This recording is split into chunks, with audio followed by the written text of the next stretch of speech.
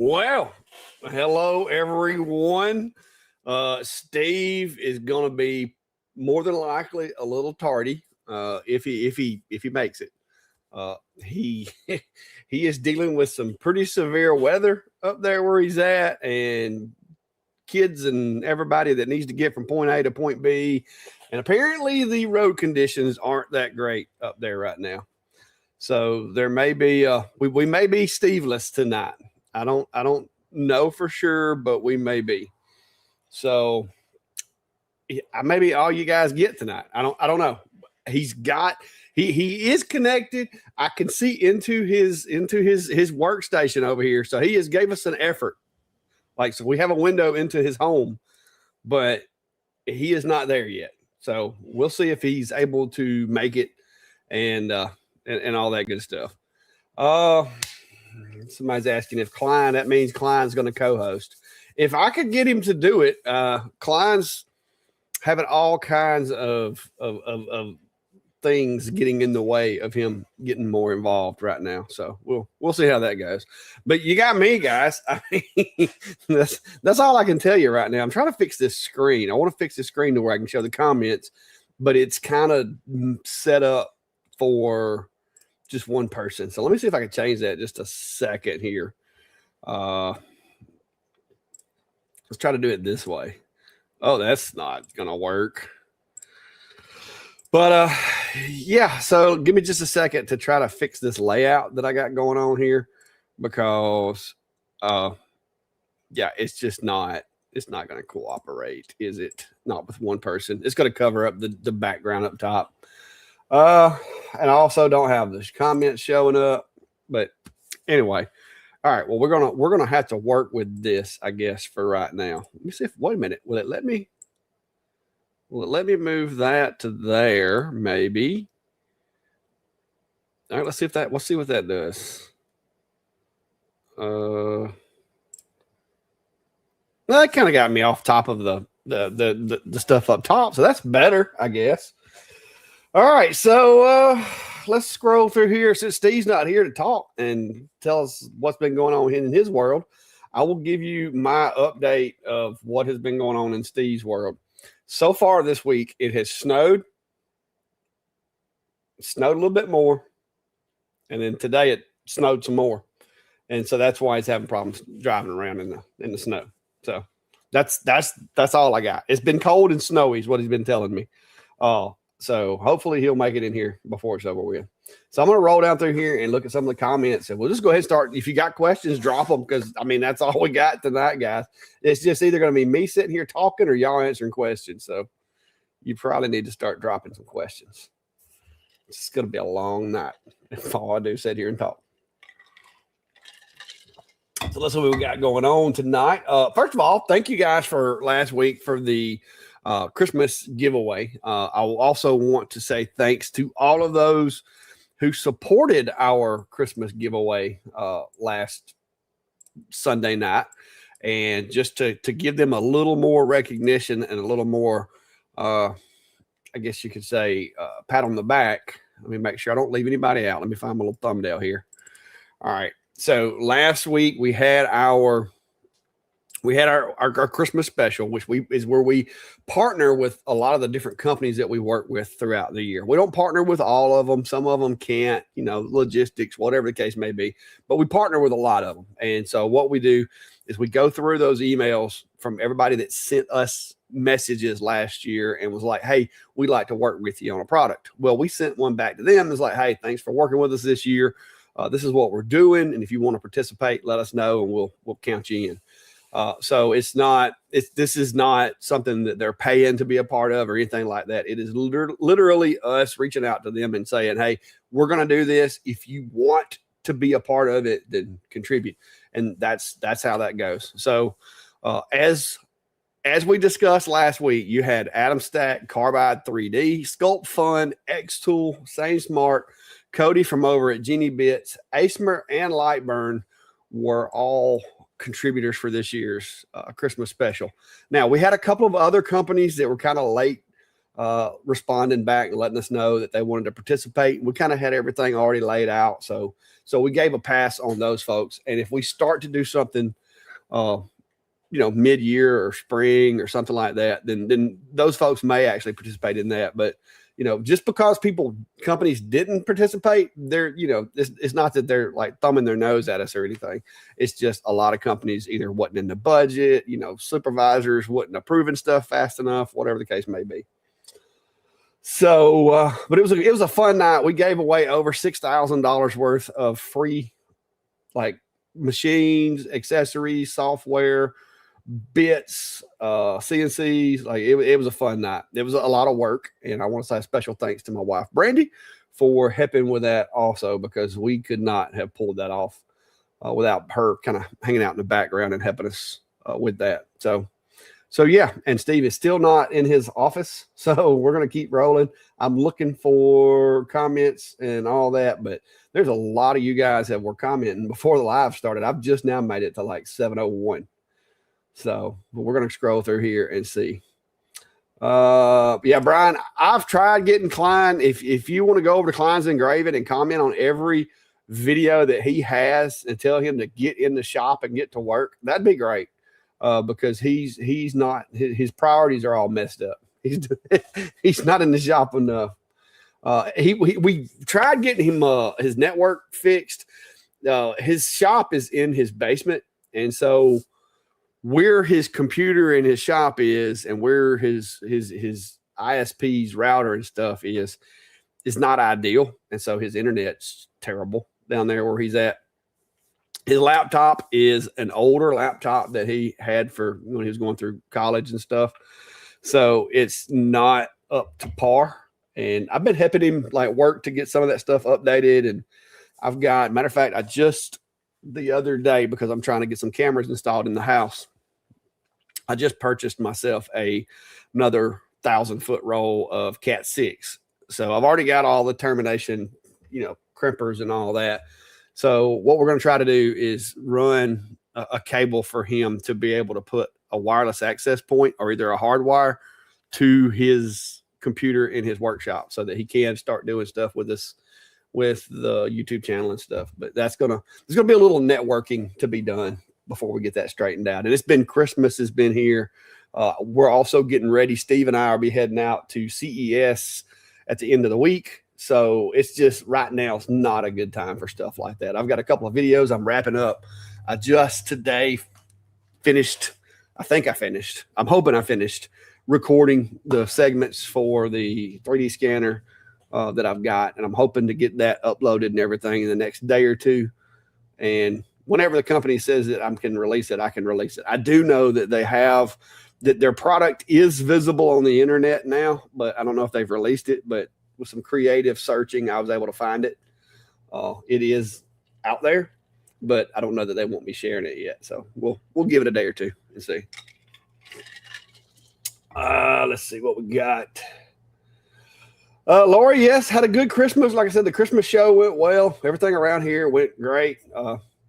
I don't ask for anything for Christmas, but no, I didn't get any new toys. And this is the way it is, guys. I am blessed beyond measure when it comes to the stuff that I have out here in the shop. And even though this is technically my business, this is technically my job, it's still really, really fun.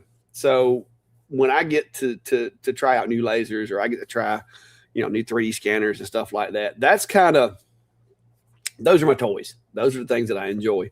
I did a few weeks ago buy myself a few audio video things for the shop, for videos, for CES, because I've got a pretty decent setup in the shop as far as my Sony ZV-1 and the lighting and all that. But I needed some stuff to go. So I've been getting everything ready for CES, and of course we're going to fly out there. So everything needs to be small. So this is the majority of what I'm going to be using to record when I'm out there. And we'll just kind of go through what I got here. This is, and if y'all like this kind of stuff, let me know, because I need some content for the other channel, and I may do some more of this soon. So this is my older. This is the DJI Pocket. This is the 2, and I do have the microphone with it, so it comes with its own little mic right here. So that's going to be one of my cameras that I'm going to be using.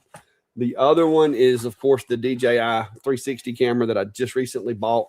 If you didn't see the video from the tree lighting, I did the tree lighting with that camera. Now, one thing that I did want is I don't like when I go to do videos and I'm talking to people, you're trying to hold this and especially if you're passing the mic back and forth and you're trying to hold this, it just always that always bothers me. And so I modeled this in Fusion and made this so that I take the mic and it goes in there and it snaps in place. And so now my mic has a handle. And so I made this and I made it compact and small. I wanted it big enough to where you could hold it and hold it securely, but I wanted it small enough that it would still fit in here. And so, yeah, I designed that in Fusion and put it together. I also got this little DJI Mini to go with my 360 camera. My plan is to use the 360 camera to get a pretty cool perspective as I'm walking through CES. And of course, we're going to be doing a lot of our stuff. We're going to be doing little short videos and stuff like that with the phones. And so I got me a little set. These are tiny little microphones for my cell phone. And these are really, really affordable. I was shocked how cheap they are. And they've got this nice little charging case, so you can charge the case up, put them in here, and when you pull them out, they're ready to go. And they're actually so small that I struggle. I almost need tweezers to get these things out of here. But you just plug that into your phone, and then it connects up. So it's pretty neat. But yeah, I'm trying to keep everything compact because I'm gonna have to carry this stuff throughout the event, and 2 back surgeries and a knee surgery later, I don't want to be humping 300 pounds of camera gear everywhere I go. So yeah, it's going to be interesting. Let me see. Let me scroll through here for a second. I'm trying to jump around. I'm having a hard time keeping up with all these comments and talking. Let's see. There's a problem with the mic handle. It's not on. Yeah, well, Chris, I wanted to. I didn't have. The thing is this is PETG. I only had the orange in PLA when I printed this, and so I didn't want to print this in PLA because if I leave it in my truck or something during the day in Alabama with PLA, it'll be a pile of mush. This is PETG here. I've got a couple of PLA ones that are actually in the shop, but I can't put them in my backpack because if I put them in my backpack and leave them in the truck or something while I'm at an event, they're gonna get soft. So yeah. Let's see what else we got. Yeah, well, luckily I have had talking about the DJI thing. That actually applies to any DJI product that transmits audio through the airways or transmits anything by airways. The FCC is the one that did the ban. So technically, because I can connect to my 360 camera by Bluetooth, it would apply to it as well as these because these are Bluetooth compliant. They do use wireless transmission to send audio. So it would apply to these too. And my drone that I've had it forever. I've got an original Mavic Pro, and I'm still using it. It still works. The batteries don't last as long as they used to, but for what I'm doing with it now, it really doesn't matter for me. Peter, you're talking about the adapter. You're talking about with my little handle. The handle will work with, this is the DJI microphone. It works with it. It also will work with, these are my in-shop microphones here. These are the ones I use on my big video, on my Sony ZV-1. This is the one you see me wearing a lot in the big video, in the long forms. But it fits these as well. So it'll fit the Boyas. The big Boyas, like these Boyas that come with this little box, like this is a charging box and everything. It fits them as well as the the older DJIs like this guy, not the DJI Mini. I mean, I guess you could. Oh, there's Steve. I guess you could put the Mini in there, but that's not exactly what I built it for. Well, how are you there, sir? You've been out there trekking in the snow, just being an abominable snowman up there. Or what? Yeah. Well, let me turn you down a little bit. You're a little loud here in the shop. We've got a nice blizzard going on up here, and my son works for the Postal Service, and they have that stupid creed of rain, sleet, shine, or snow. Yeah. And not only that, they asked him to stay an hour late, and the whole day I'm watching like everything in town's like, oh, we're closing early, and the county trucks are pulling the plows off the roads. The city we were still out there, and then the MnDOT, the state one, said after dark we're pulling them off. I'm like, and then my son messaged me. He's like, hey, actually they're gonna make me stay. They want me to stay till 7:30. I'm like, I didn't want you to stay at all. Yeah. Well, he drives a Jetta, low profile, not a lot of clearance on the tires, and I'm just like, I'm not. You're not driving. It's not really made this for morning.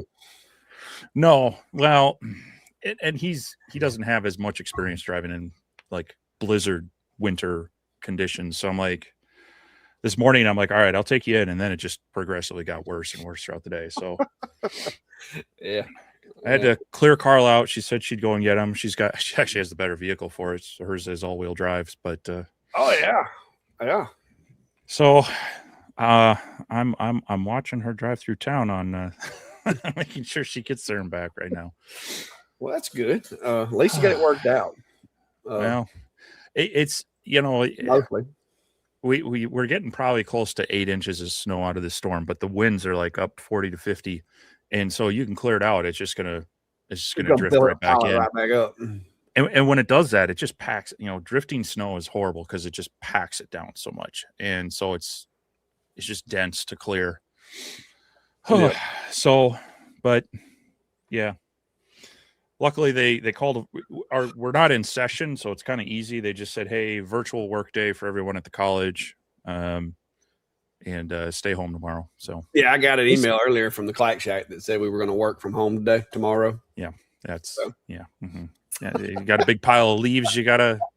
Yeah, well, it's just the weather's gotten too bad. It was 73 out there currently, and the wind's been a little rough, and we got some leaf banks building up against the side of the house and stuff. But yeah, it's nowhere near what you're dealing with. I saw some of those pictures you sent, and I'm just like, no thanks, no thanks. It's 8 degrees right now with 30-mile-an-hour winds, so it's about a -14 wind chill. So, well, folks were saying they wanted to see if you could do the polar plunge. Do you happen to have like a cow trough or some type of swimming pool or something that you could do the polar plunge tonight on? You might do it live. Yeah, no. I mean, you just go cut a hole in the lake and jump in. If you're going to do that. So you should do that one night. Yeah, you should come up here and I'll throw you in a freezing cold lake. Oh my goodness. I see these guys on YouTube doing it all the time, and they say that it's really good for your health. And it helps. It's good for your circulation and everything, and it apparently triggers endorphins that make you feel good. The Swedes love probably that fight or flight.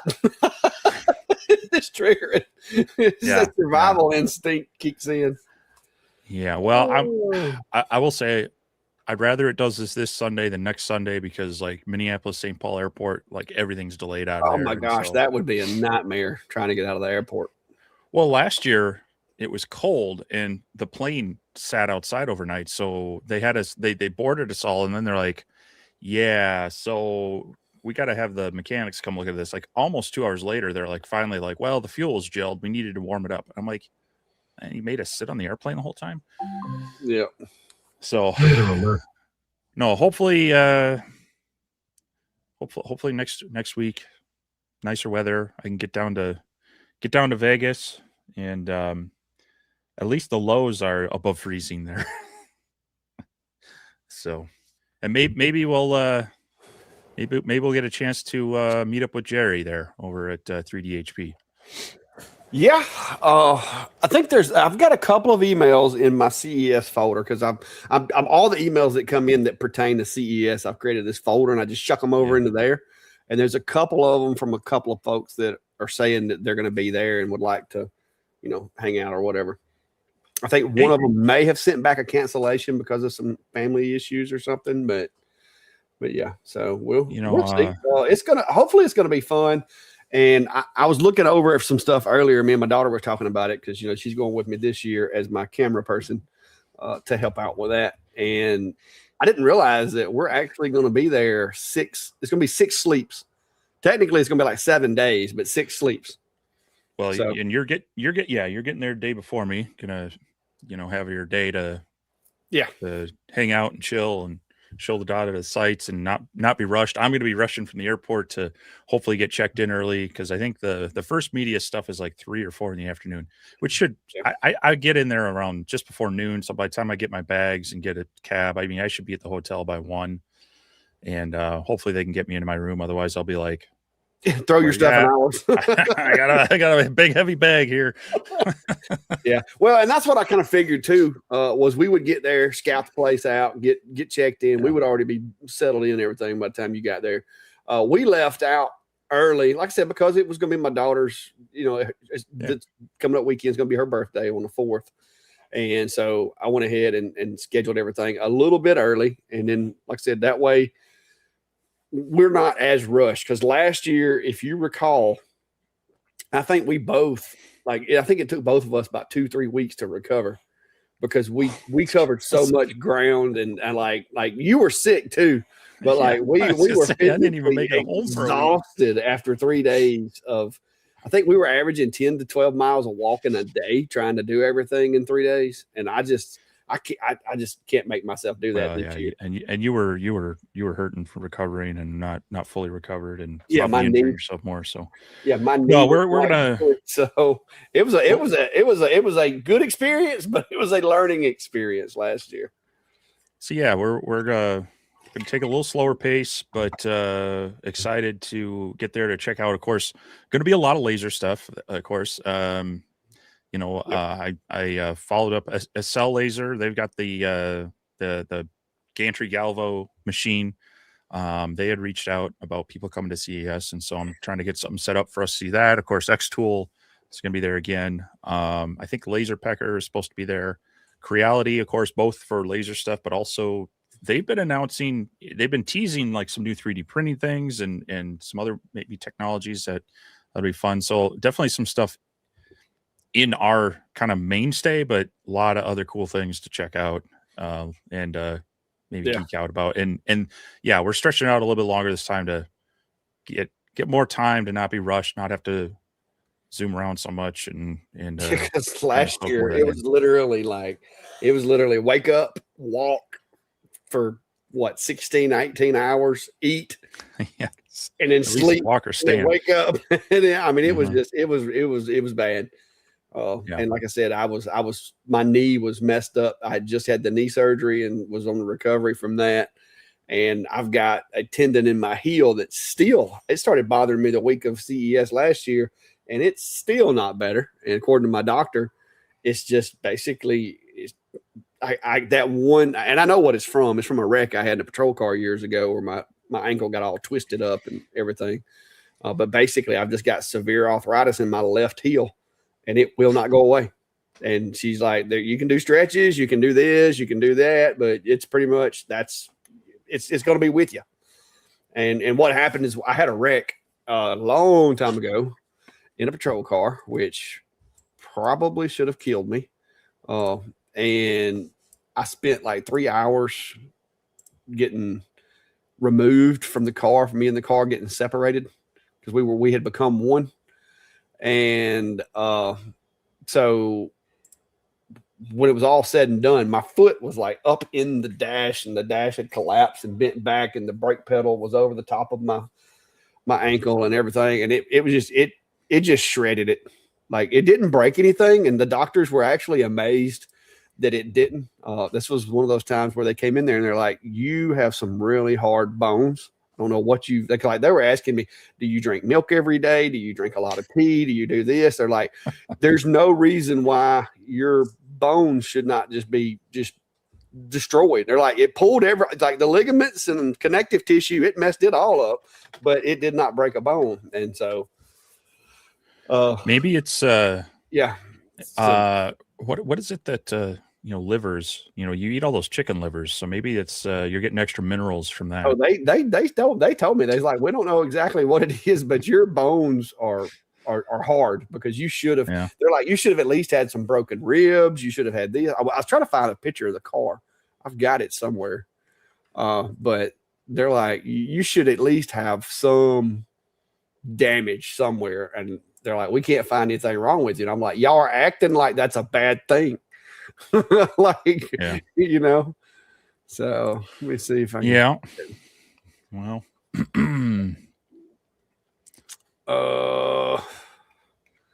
but yeah, I got some pictures somewhere. I don't know where I've got them stuck in a folder. Oh, there it is. There it is. Yeah. So this is the moment. This is where I was sitting. This is where the tree hit. This is the back seat of a Crown Vic, by the way. Yeah. And this area right here is where the front seat's supposed to be. And there was before the wreck, there was actually a transport barrier cage in here that had to be cut out before they could, because they had to cut the cage was back here, so they had to cut all of that out and pull it out of the car. And then once they got the cage out, then they were able to cut my seat loose and fold it back this way. And then once they got the seat folded back and got me back here, then they climbed over me and went down in the floor down in here and had to push all of this part of the car up to get my foot, because my foot was somewhere right in here, twisted up in all that mess. And there was a tree that hit right through there at about 60 miles an hour. So yeah, that was a night that I probably should have died. To be honest with you, the good Lord had to have been sitting in that car.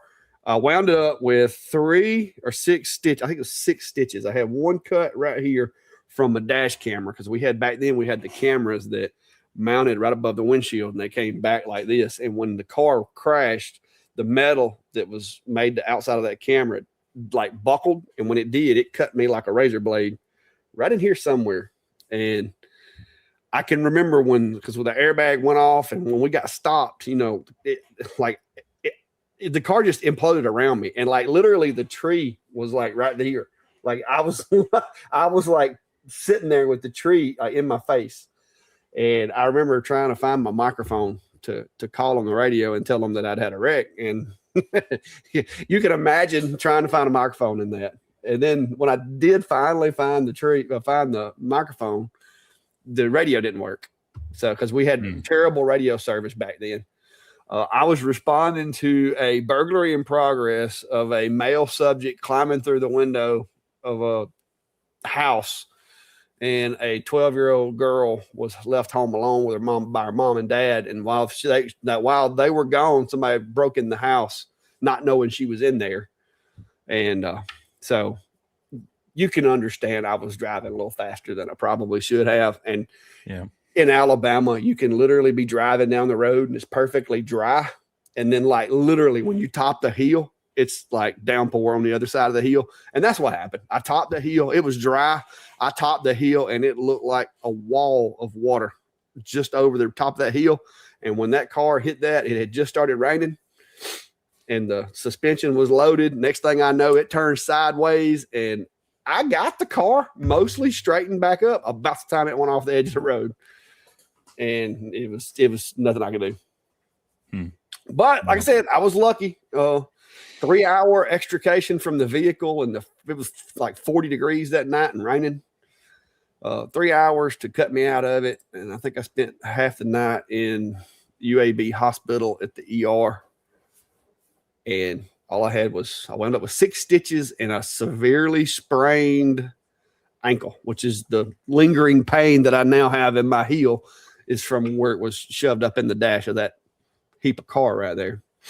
And the doctor's pretty much told me, she's like, look, that tendon, you got scar tissue in that joint on your heel and this, that, and the other. And it's just pretty much you're going to have chronic arthritis in that from now on. So when y'all see me and I got this little hop in that left foot, that's why, because it hurts. It's like stepping on a nail sometimes when I step with that thing. Yeah. Well. Yeah. What about some laser stuff? 3D stuff, 3D printing stuff, something. Well, I mean, yeah, I see a few people are chatting about, Christmas stuff. So hopefully there were some fun new toys had. Carl and I are hard to shop for each other because we have very specific and expensive hobbies. Because for hers, it's photography, and some other stuff. For me, it's, workshop lasers, whatnot. And so, we get ourselves some more kind of milder practical gifts and such. So she got me a sling bag because I commented on that. I was trying to find a good sling bag last year before we went to CES. Yes, you were. We went to Target or somewhere, didn't we? Yeah, we went all over there trying to find it, and I found kind of an okay one. And she found one that's all right. I might use it. It has a laptop sleeve, but it's not quite. I don't know. I'll have to see if it fits my smaller laptop. And I don't necessarily need to have my laptop with us on the. I don't need to necessarily bring it on the show floor and such. But you probably want it with you on your overhead for your carry-on. Well, yeah. So we'll see. But I did. I bought myself. I guess I kind of bought myself a Christmas gift, more business expense. I've been having. So I had the hard drive issue earlier this year with my office computer here, and swapped that out. But I was still having just some random issues with drive access on my media drive, and I'm like, I'm getting tired of this. And so I bit the bullet, broke out the wallet, and bought myself a new computer that arrived Christmas Eve. So right after we got done, my son, who my wife's going. Are we using it today? Is that what you're on now? Yeah, we're on it now. So I've spent the past few days kind of getting things moved over to it. So I ordered the computer. I didn't build it. I've done that time and time again. And I say, economically speaking, building it is not always the best way to go. Yeah. And so I got most of the specs that I wanted at a pretty decent price, but I wanted a media drive, a second storage drive. So I ordered an NVMe drive, and that arrived yesterday. So hopefully that will prevent the random, hey, you're missing a minute out of audio on your video now. Because that was happening. You've had that happen like 3 times, haven't you? I know. I kept, yeah. And then this last one I tried it took me like 3 or 4 times of encoding it to get it to go on that old one. So I'm going to rebuild that one. It's either going to become a shop PC or it might go to my youngest son. So, but yeah, that was kind of my gift to myself to not have that hassle and to be a little more productive. So hopefully moving forward, my editing isn't so frustrating. Yeah. Well, I haven't gotten myself a new desktop yet, but I do have. I did get this a while back for portable stuff because my other one that I bought, I didn't realize I had it 3 years. But the other one that I bought had just got to where it was not dependable. And when you're using this for work, like for business purposes, and you have to spend 2 or 3 days trying to get it to power up, it's time to let it go. I think the other one's having some motherboard issues. It's a good computer, but the thing about it is this one is so much more modern.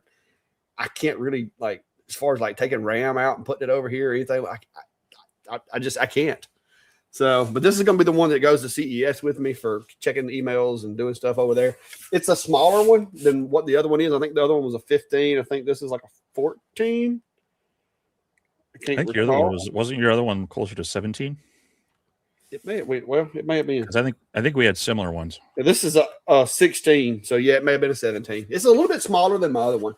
But this is an Alienware 16. And so it does a good job. It's not as overpowered as I had thought about getting, but kind of like what you said, when you start looking at it and you're like, okay, I could add this and do this and that and the other. And wound up finding that one, and it was the price. It was just like, okay, do I really need 64 gigs of RAM? Would 32 not suffice? And so, yeah, so I wound up getting that one. This coming up year, I will be replacing this workstation here, but I am not looking forward to that, especially with what computer stuff been doing lately. So, yeah. Well, that was another thing too. I was looking at him like, better buy it now with stuff that's in stock because memory prices and GPUs and everything are just going through the roof because of all the build out for AI stuff. So, yeah, the last one I got was a 15.6 inch. So I guess it actually, according to this, it may have actually been a little smaller than this one. And this one's saying it's a 16 inch. So, but anyway, it's small enough to fit in my little day pack that I'm gonna be using for over there. And like you said, I'm not gonna be once we get to the motel room, the laptop's probably gonna stay in the motel room, and then the cameras and tripods and stuff like that will stay in the backpack. But going over there, I will be backpacking my laptop so I can check emails and have something to do, while waiting. That, and I don't really want it necessarily in my luggage getting slung around everywhere. Yeah. Yep. But anyway. Yeah, right. The trees around here will step right out in front of you if you don't watch it. My niece actually hit one last night leaving here, but no, it did jump out in front of them. Sharon's asking, can you explain how I can put a pause in between layers so I can change the filament before doing the next layer? I'm trying to do a 3D printed 3-layer ornament. I'm using the FlashForge 85M Pro. So that's using a branch of the Orca slicer. And so I believe, and I tried to load it up, but I haven't loaded all the slicers on this computer. Once you have your model in the program, you want to go to the slice function and let it do that. And then there's on the right side of the screen, you can scroll down, kind of move through the layers, and you can pause that where you want the color change to be. And then you right click on the slider at that point, and you should get an option in there that is basically add pause. And so that should put that in there for you. I haven't tried it with the FlashForge slicer, but it's built on Orca. That should be in there. But that would be my first method to try. Like I say, I haven't tried it, with the FlashForge slicer, but it should allow you to do that. Yep.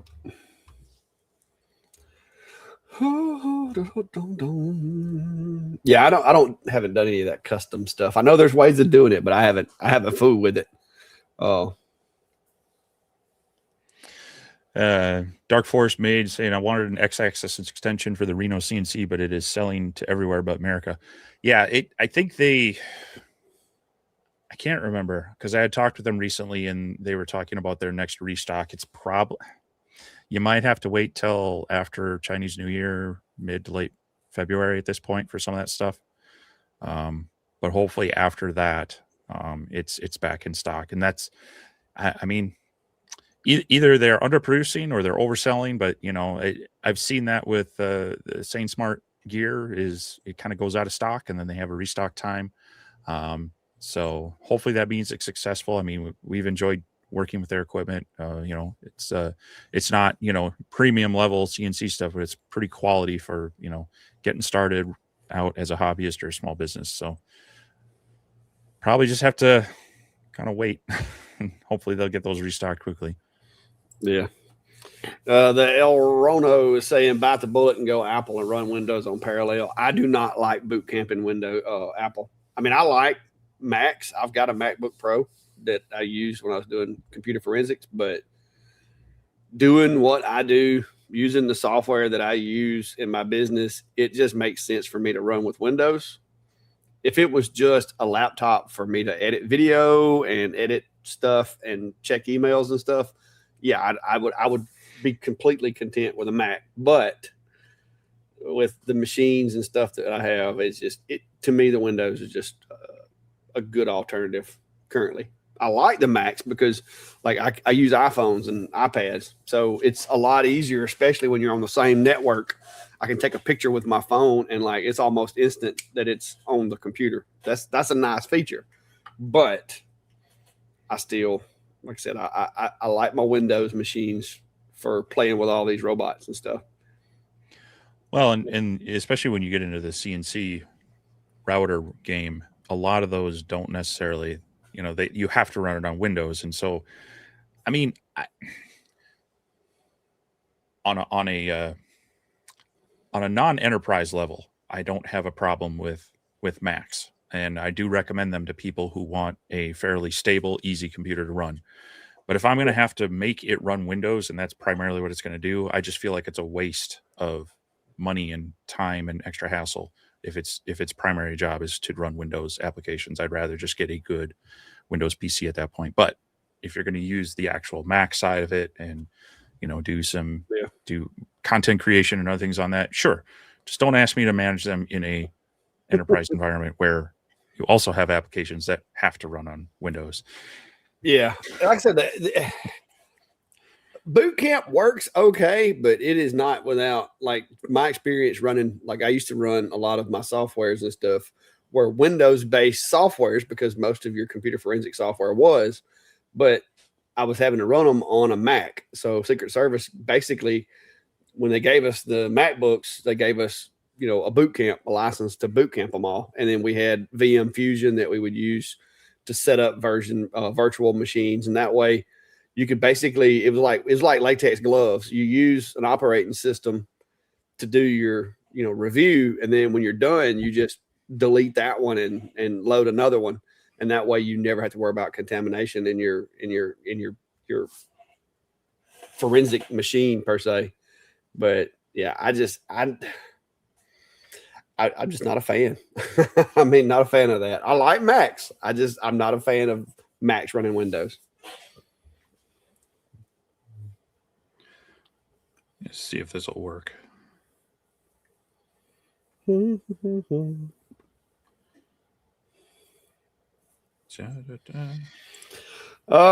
as far as the crystals go, there's a lot of companies selling it right now. ComMarker's where I bought the last that I bought was from ComMarker, and I bought a little bit from Amazon that I'm still running through those, testing them. I've been trying to do the round crystal with the X-Tool Ultra, but I'm gonna be honest with you, that is quickly becoming one of those things that's kind of like colors on metal to me, to where it's not worth the hassle.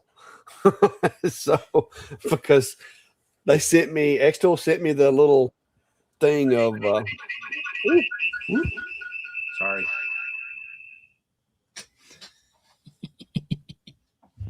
But X-Tool sent me a bottle of their magic whatever solution that they're using for doing the round ones, and I'm not having any luck with it. And it's one of those things to where if it takes me that long to figure it out and get it to where it's a workable thing, I'm not fixing to take on a job of doing a bunch of those if it's that problematic for me. And so far, I'm sticking with square and rectangle crystals. What'd you plug up for? I was trying to use the mobile app because I was going to use it as a portable camera, but I couldn't. No. I couldn't mute the thing. Yeah, I had a problem with that a while back because I've got my other little camera in here that I use for that sometimes. So anyway, you'll just have to envision that there's a nice computer over here. It's actually liquid cooled CPU, so it's nice and quiet too. I don't have the fan noise from the old one. Well, that's good to have. Yeah, till it leaks, but Yeah,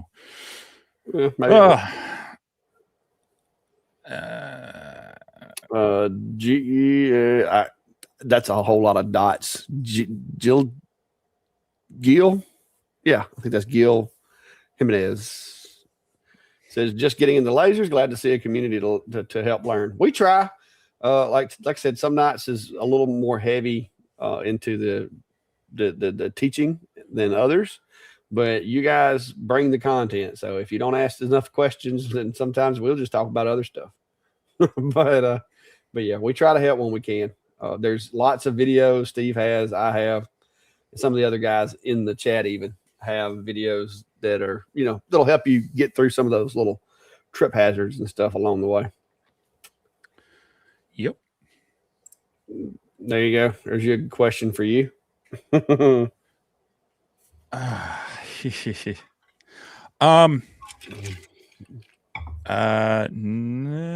No, I've been looking for that myself, and let me take a quick look.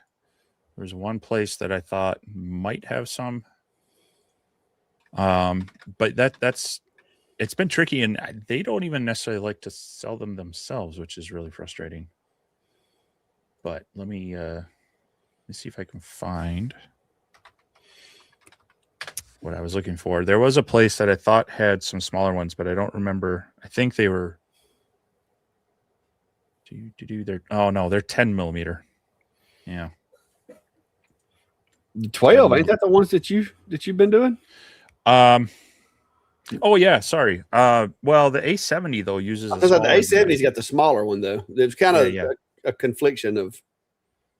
Yeah, so the 12.5 millimeter, so that kind of fits into your typical 14 millimeter brass end cap, but the newer Atom stacks and some of the Sculpt funds and Tour have smaller ones, and so there is there's an 8 millimeter variation on Amazon for that I think fits the Sculpt funds, but I think that's too small for the Atom stack A70 and the like the A40 V2 and the A24 and things like that, because I think those are 10 if I recall right. But yeah, as far as the if you need a 12.5 millimeter lens, I have them in my Etsy shop. I actually just restocked on those kits, and so they come. Well, hold on a second.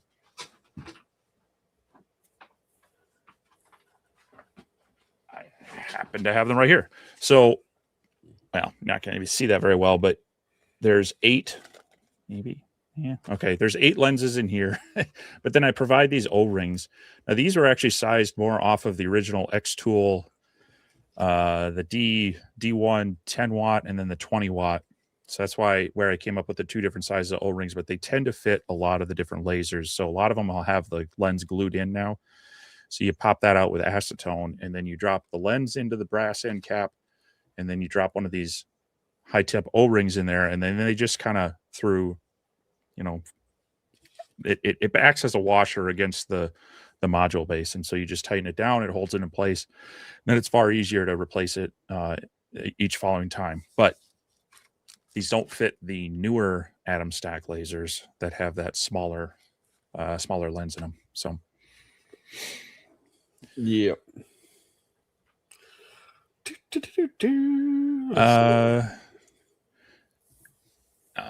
MN Rustic Decor, Minnesota Rustic Decor, another Minnesota.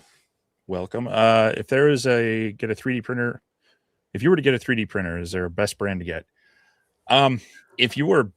If you're new to it and you just want it like an appliance that just works, and you don't care about massive customization and tweaking, the Bamboo, if you want a cheap one, the A1, like I've got right here, is a really good. It's an open frame. It's a bed slinger, so the bed moves back and forth, and the head moves left and right, and it goes up and down. That's a really good one to start with if you're just wanting to do more indoor stuff, do some PLA, do some PETG, things like that. And you can get their AMS Lite, or you can even get their AMS Pro and do multi-filament on it. Now, if you want an enclosed one and you want to do like ABS and some of those other high temp filaments, then the P1S or the P2S now is a really good one in their line. You're going to pay a little bit more for those, but just straight up, if you let it do its calibration stuff and you use their print profiles, I've even used their PLA profiles. Like you see, I've got the Bamboo spools, but I also have like the Panchrome from Polymaker, Overture, Elegoo. I've used a lot of filaments with their profiles, and it's worked fine. So that's probably the easiest one. Now I also have the FlashForge AD5X. It's a little bit smaller. It's a little bit cheaper, and they do have the multi-filament here on the side. It prints just as fine. It's just odd that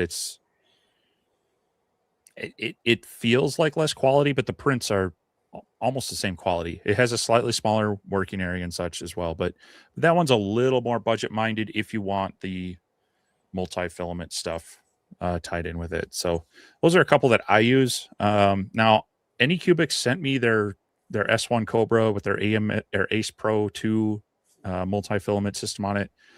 And it started out well, but I've been having some issues with it. And so I'm going to have to reach out with them and see if they can help me out on that one. So I haven't put anything out on that yet, and I can't quite recommend it yet because of some of the problems I've been running into. And that's why I say, with the bamboo ones, I mean, I've had a couple problems, and it's just because I got lazy. I didn't clean the bed, and I had a adhesion problem, which caused it to kind of gloop up. Outside of that, I really haven't had any issues with it. Yeah, that's the only two things I've had is wet filament and bed cleaning protocol. That's really all I've had. And a lot of people will wipe it down with alcohol, and I will too. But every so often, take it to the kitchen sink, hit it with some Dawn dish soap, scrub that down, really get that cleaned off like that. You'll be amazed. It's kind of like cleaning your honeycomb. Well, I was getting mine, I was cleaning mine religiously, like crazily cleaning it. And since I've started printing all these Bigfoots, I've been having them stick a little bit. And so I actually went from, instead of cleaning it every time, to just wiping it down with a microfiber cloth, and it's not sticking anymore.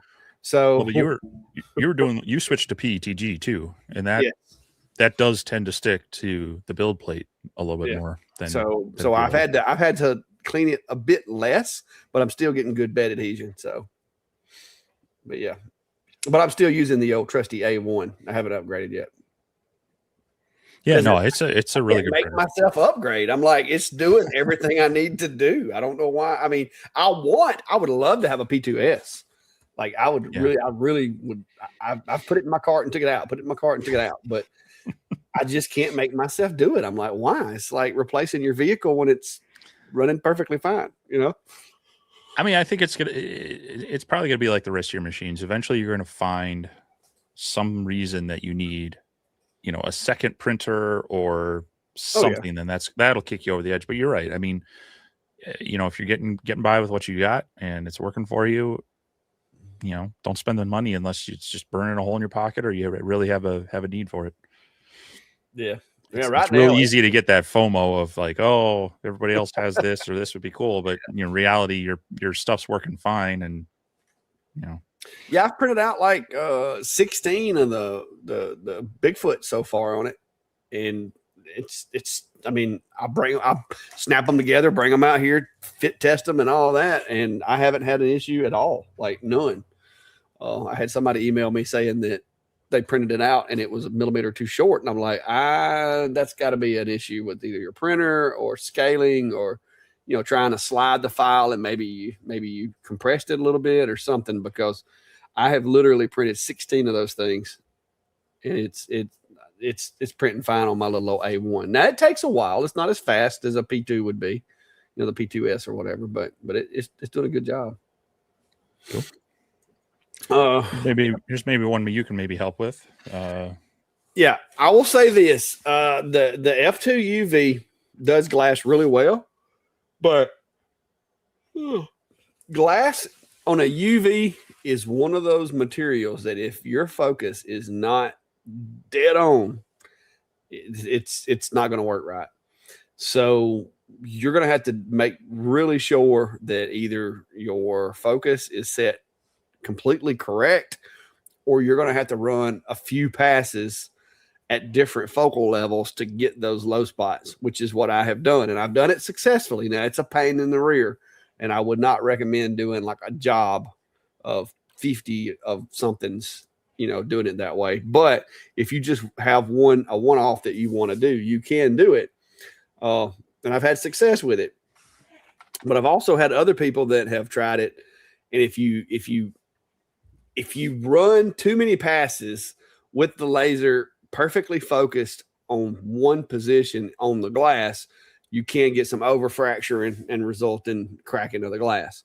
So that's where you've got to be careful. So if you've got a piece of glass and let's say the focus ranges 5 millimeters, my recommendation would be to basically take that and cut that into like 3 focal planes and do it, but make sure that there's a couple of millimeters in between each one so that it's not perfectly focused, and don't run too much power. Run as little of power as you have to be able to mark it. Because if you run too much power, too intently focused over the same spot 2 or 3 times, it's going to lead to cracking. And that's a lot of the problems that a lot of guys are getting. And that was one thing that I pointed out in my video when I did the video with the glass. And I've seen a couple of other guys that pointed that out.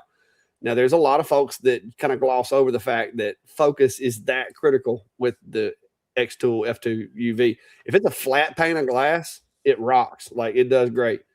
But if there's any kind of focal plane deviation, once you get with glass, you get more than, I'd say, probably 3/4 of a millimeter from the perfect focus. It's done. Like, it's not going to mark at all. So if you want to go back and look at the video that I did where I did the glass that my wife is, it's actually a vase, but it was kind of like a, look, it had finger notches in it or something. And I did one pass to where it engraved the high spot, and then I lowered the focus a couple of millimeters, did the next level, and then a couple of millimeters and did the next level. And I did it in like 3 passes and got it to do it. But the UV, the X-Tool UV, and any UV for that matter, the focus has to be perfectly set to do glass. And if you're the least little bit off, you're either going to have an inconsistent frosting or you're going to have nothing. Like, it's not very forgiving. It's not like wood or plastics. Like glass, you're either on it or you're not. And it's the same whether you're using the com marker machines or the X-Tool. It's the nature of the way that thing focuses and the way glass interacts with it. So it's tough. You got to get creative when you're doing stuff like that. Well, since you're on the F2 Ultra or F2 UV, here's another one. Alex is saying I'm having issues with the F2 UV, Ultra UV doing tumblers. Is there a guide you recommend when trying to do more than one layer and then engraver a second layer or something? Trying to do more than one layer.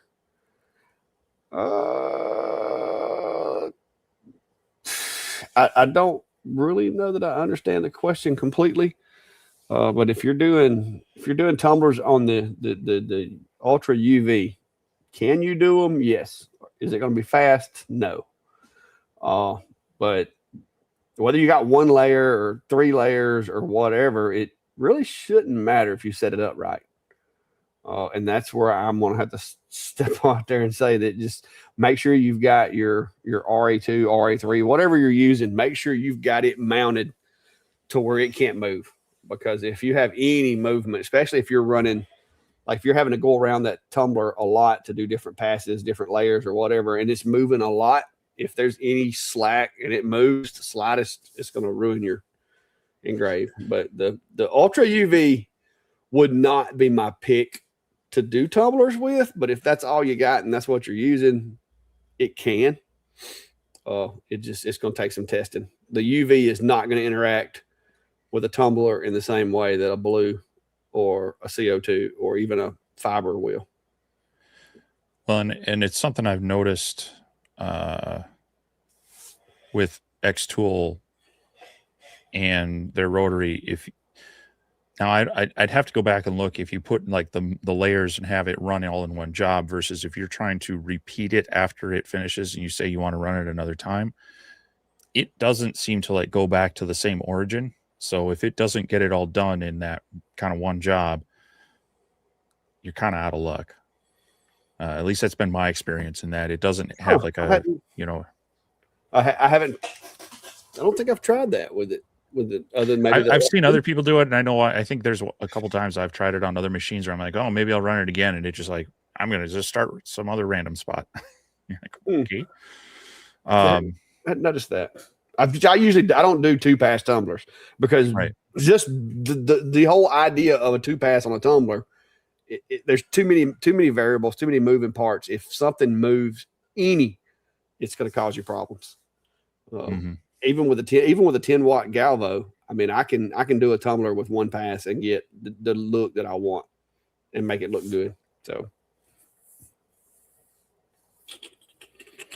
yeah, that I don't know. Like I said, I do know that there's some settings in Xtool Studio too that changes the way that it handles the engrave as far as, like flood field type mimicking that it does. I haven't played around with that because I don't like the way that the engrave looks a lot of times with that, but I do know that there's some settings in there that I haven't played around with. So EMT Dave is asking, so how about some advice for brass coins in F1 Ultra? Patience. Test. It's if you're trying to do the deep carve style, it's going to be limited in its capabilities. Now the nice thing is you can tell it with the Xtool software to drop down after so many passes, but I haven't tried this in a while. But can you set up in Xtool Studio? Can you set up a cleaning pass every so many passes? It's been a while since I've played with that. I think you have to layer it out. Yeah.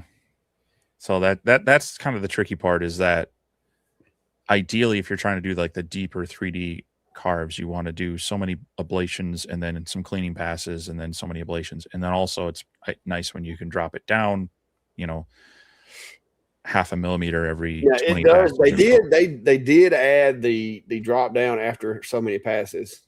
They've added that, but I don't remember if they've added the clean passes or not. I usually just do a separate layer and layer that myself because that's what I'm used to doing in Lightburn.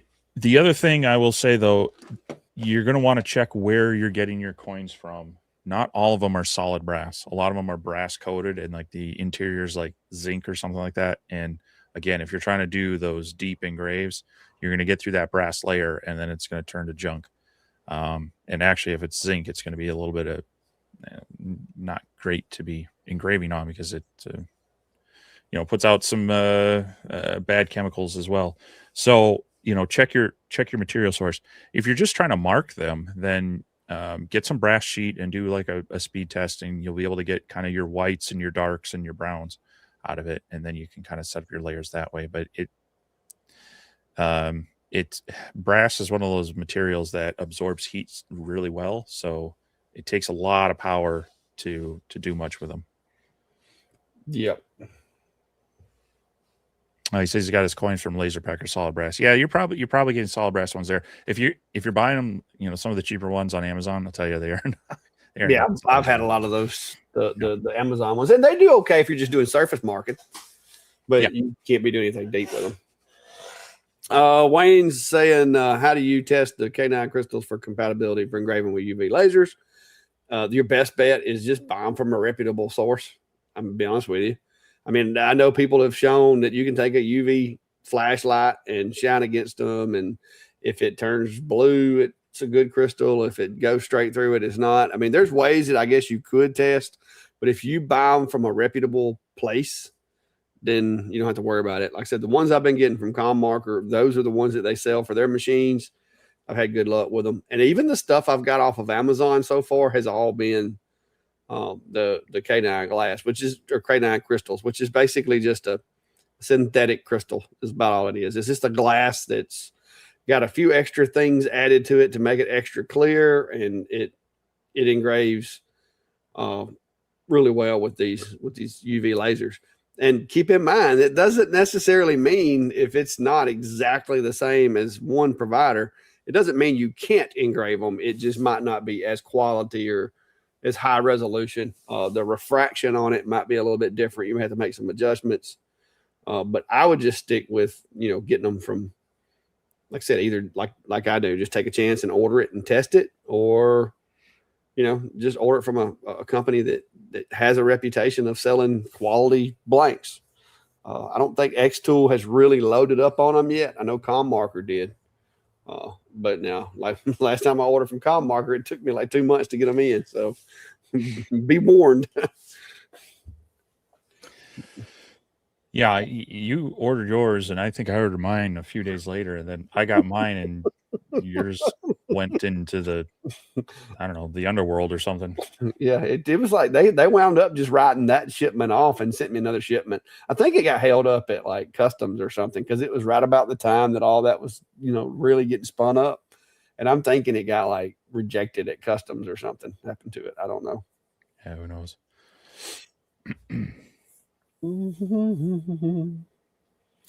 All right. Well, I'm going to let you answer this, and I think I've answered it a whole lot of times. Seth Rosenberg is asking, since I haven't been here since the beginning, how did you two meet, and how did this live start? So, history lesson, guys. Pay attention. Clack was a stalker. I was not. Yeah, you were. That is not how it went. Don't make me take it. This goes back 3+ years ago. So I've been using lasers for quite a while, and a friend of mine asked me what I had thought about, this 10-watt blue diode laser, and I was like, I don't know, it's cute, but it doesn't do anything my CO2 doesn't. But he really wanted to try it out, and so we I got connected with Xtool, and we got a D1 Pro, and I started making videos with it.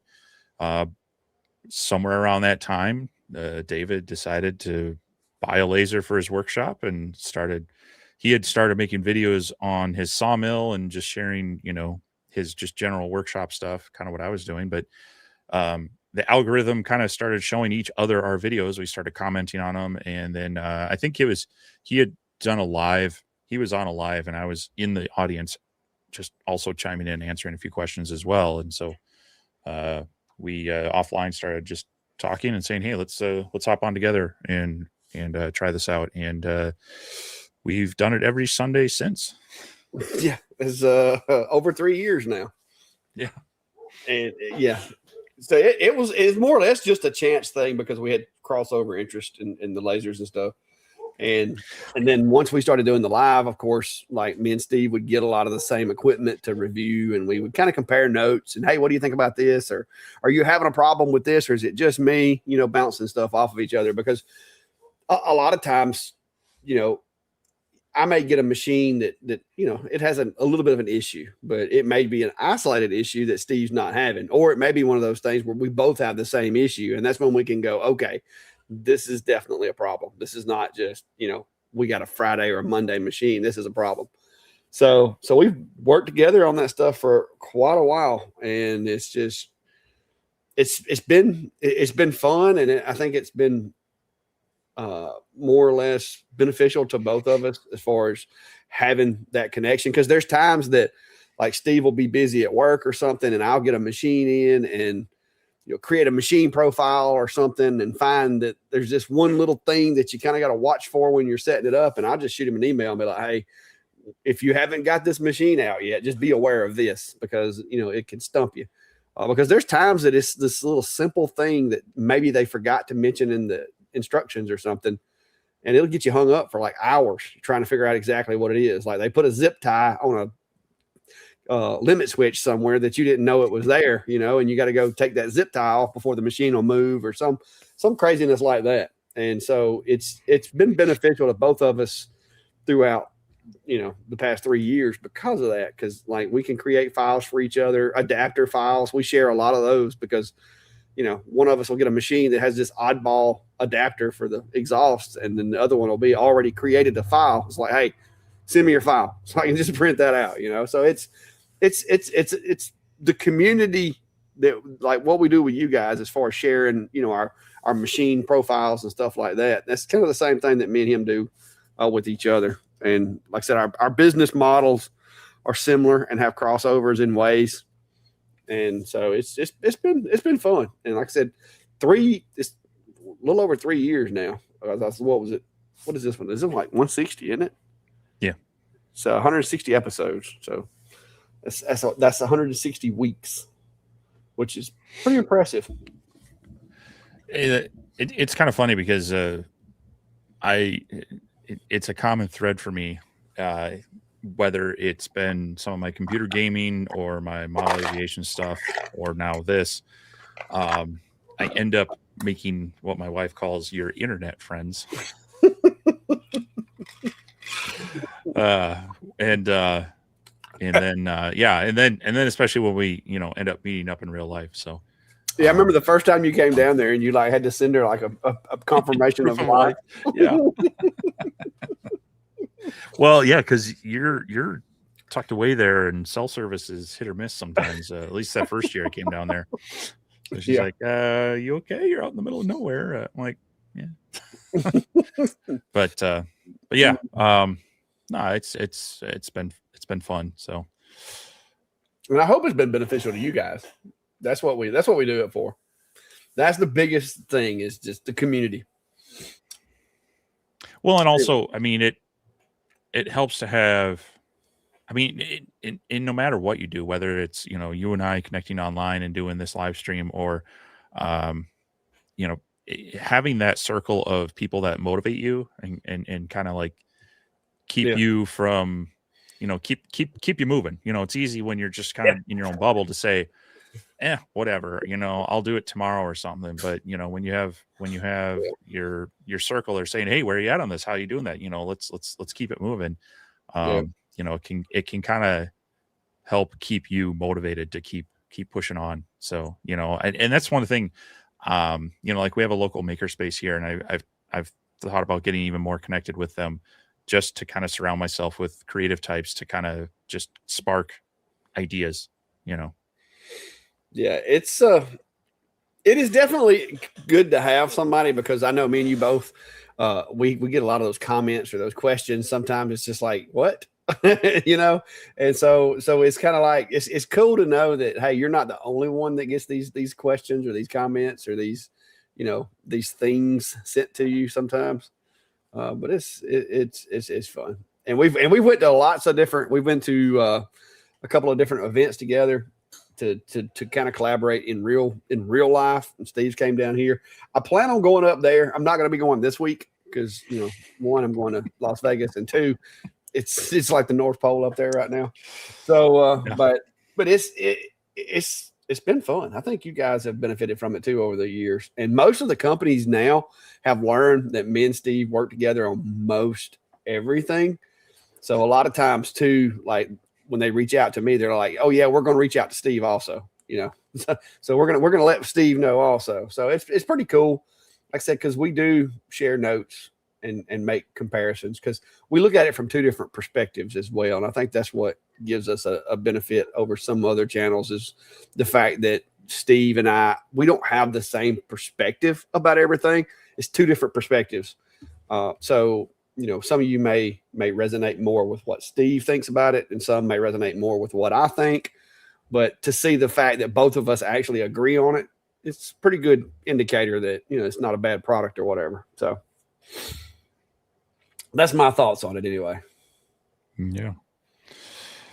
It's got a nice follow-up one here. Rick's 2 weeks ago, I checked in with round shapes not making a clean connection, cut or engrave, longer 5, 10, 20 watt. Thought it was the belts were too tight. Actually, they're too loose, which surprised me. Thank you.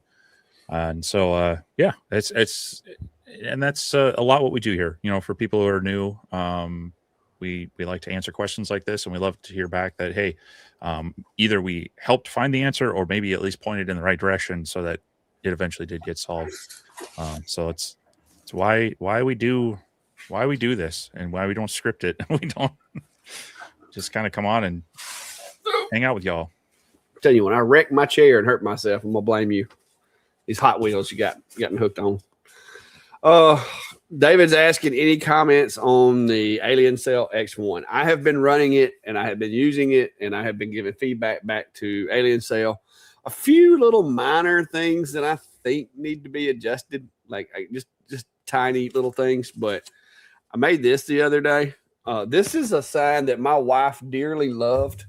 When I bought this sign and hung it beside the driveway, my wife, she was beside herself with joy. And so over the years, it has been out in the sun and weather, and you can see that parts of the text have eroded. And so it doesn't make sense right now. yeah. And so what I did is I took one of the complaints I do have right now is I could not get it.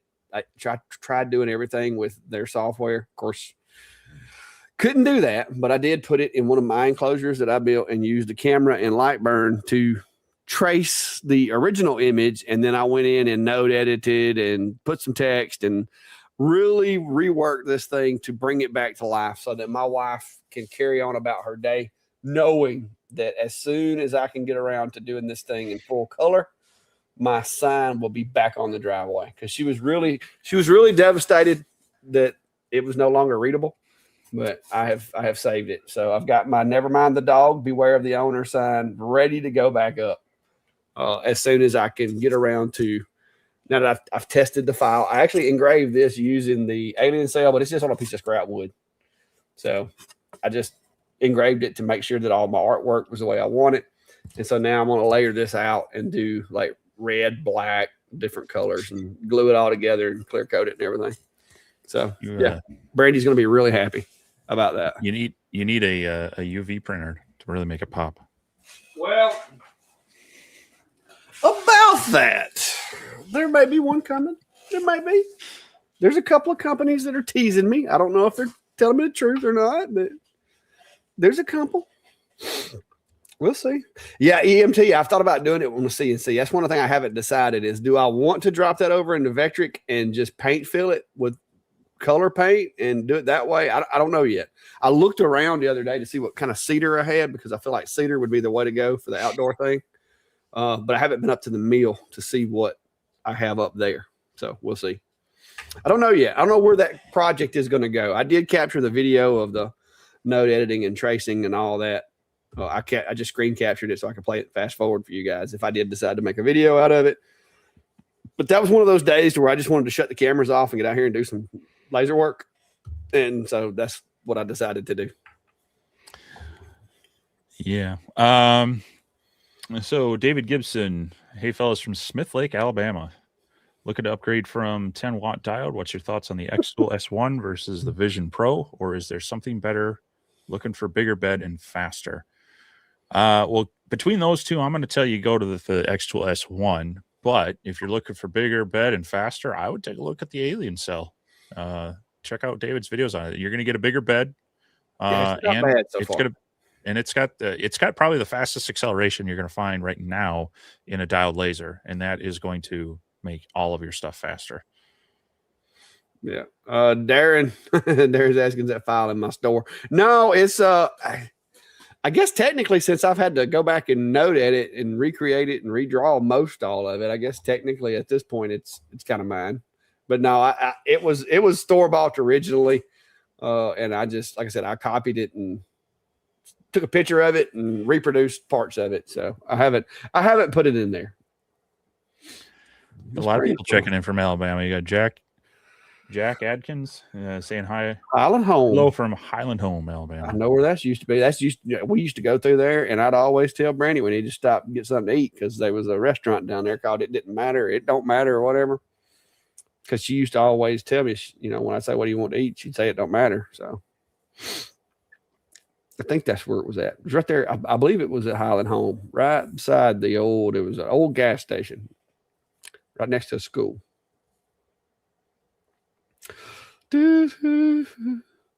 Gary says, this retired Army veteran needs something fun to make. Well, there's plenty of stuff to make if you've got the machines.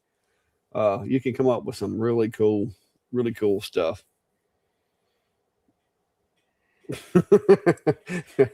Price, I need to add a couple of holes to get it across to the floor, folks. Yeah, I saw one the other day that said it was one sign that said warning, no trespassing, and then you went on up the driveway a little while further and it said you're no longer trespassing, you're now target practice. And I thought that was a good one. But my wife, she really does love my signs. I see she's saying down in the comments, don't encourage me. Well, and you got to be careful depending on the state you're in and whatnot. There are some who would take that as premeditation towards, Yeah, if you ever get into a situation like that and you have too many of those signs, a devious lawyer is going to say, yeah, they were itching for a fight. So yeah.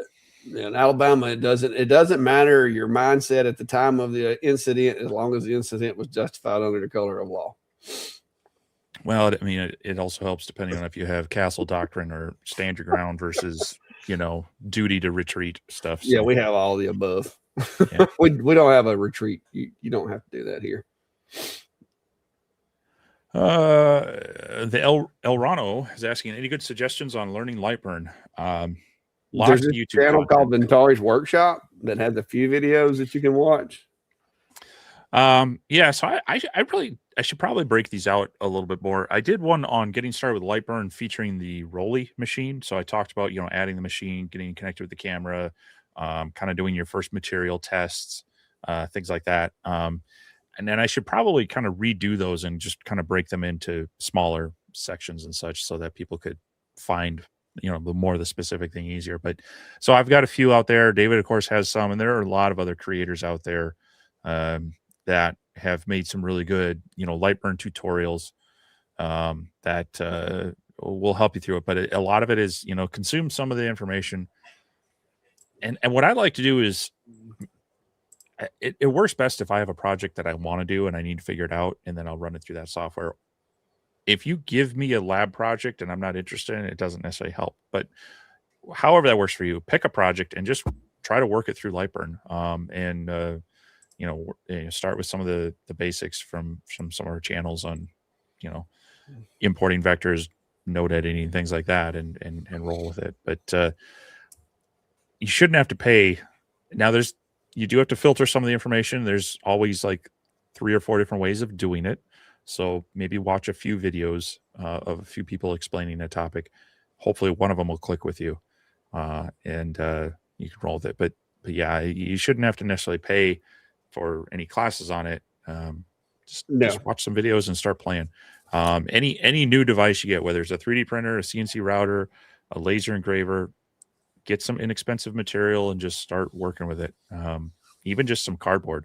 Just be mindful of your speeds, your powers. You can go too slow, too much power, you're going to start some fires. But there's no better tool than getting in there and working with it, and sometimes learn from your mistakes. Yeah. Brian, no, he likes to think he makes me look like a munchkin, but he plays with the camera angles a lot, but he's not. I never. He's not making me look like a munchkin. Now, I have seen him make other people look like munchkins. I believe they were hobbits. I hate to do it, but I can't have it. Give me just a second. But yeah, it was it's funny because he is taller than me. I mean, he's uglier than I am, but he's also taller than me. So it was funny. Let's see, when was that? Was it? Oh, that was in 2025. So why is that not in my 2025 folder? So where's it at? He always likes to play with these angles. Like he'll set up a picture to where the angle makes it look like I'm a lot shorter than he is. But Milton, if you're watching, I'm sorry. And if any of you guys know Milton and you go tell Milton, I'm going to tell Milton, I'm sorry, but I will buy you a drink or something when we get back to Vegas in exchange for allowing me to have so much fun with this photo over the past, I don't know what year, but yeah, so there it is. That is Steve and I with Milton and I can't remember, Nelda, his wife, Milton's wife. Milton has a page, y'all, PB tech PB, EPB man. EPB man tech reviews. Yeah. So we took that picture, and me and Steve didn't realize. I think Kim and Garrett took the picture, didn't they? Garrett, I think, took the picture. Yeah, he was kind of chuckling while doing it. And so Garrett took the picture, and after he took the picture, he looked down at his phone. He's like, "Oh my goodness," and like kind of snickered a little bit. And we're like, "What?" And when we saw the picture, Milton, I mean, he was cool about it. Milton looked at the picture and was like, "Oh my gosh." He's like, "Well, me and my wife, or me and Hilda, I think her name's Hilda, we're fixing to head on back to the Hobbit, or to the the Shire. We'll see you guys later." I was like, "Oh, it's terrible. That is terrible." There is no camera angle manipulation going on here. Yes, there is. There is. No, there's not. There's camera angle manipulation. Straight on, man. As I level with you. Oh, I'm not calling it that way. I mean, that's not how I see it. I'm gonna tell you, I looked a little rough in that photo, though. Now, personally, I did not like that angle. Now, personally, this is the one I like because you notice down the lower right. Yeah, there was a little camera manipulation there. I'm gonna have to see if they'll let me. I tried last year to get them to let me drive the car because it had the orange interior. I figured they had to have brought it there for me, but the little guy with the tuxedo on would not let me get near it, and he just kept looking at me funny when I walked over there to the car. So, but I feel like that car was designed specifically for the Clack Shack. So there's that. All right. But yeah. You can't even this year. You can't even blame me for the camera manipulation on this one. That's you. That's all you. Yeah, well, that's just a matter. What it is that's a fisheye lens on that camera. That's what it is.